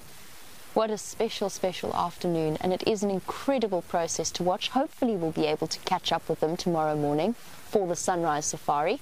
You'll have to join us and find out. And as always, a big thank you to Wium for camera work in this afternoon under quite challenging conditions. Resting his camera on my first aid kit, bumping around the back of the Mahindra, covering himself with a rain cover. It's been a very interesting afternoon, definitely very different, and that's what makes these live drives so much fun. Well, thank you everybody. I hope you had a wonderful afternoon and enjoyed it as much as I did, as well as a big thank you to the lovely ladies in FC and Eugene for all of his technical work. Join us tomorrow for the Sunrise Safari. It promises to be amazing. Cheers, guys.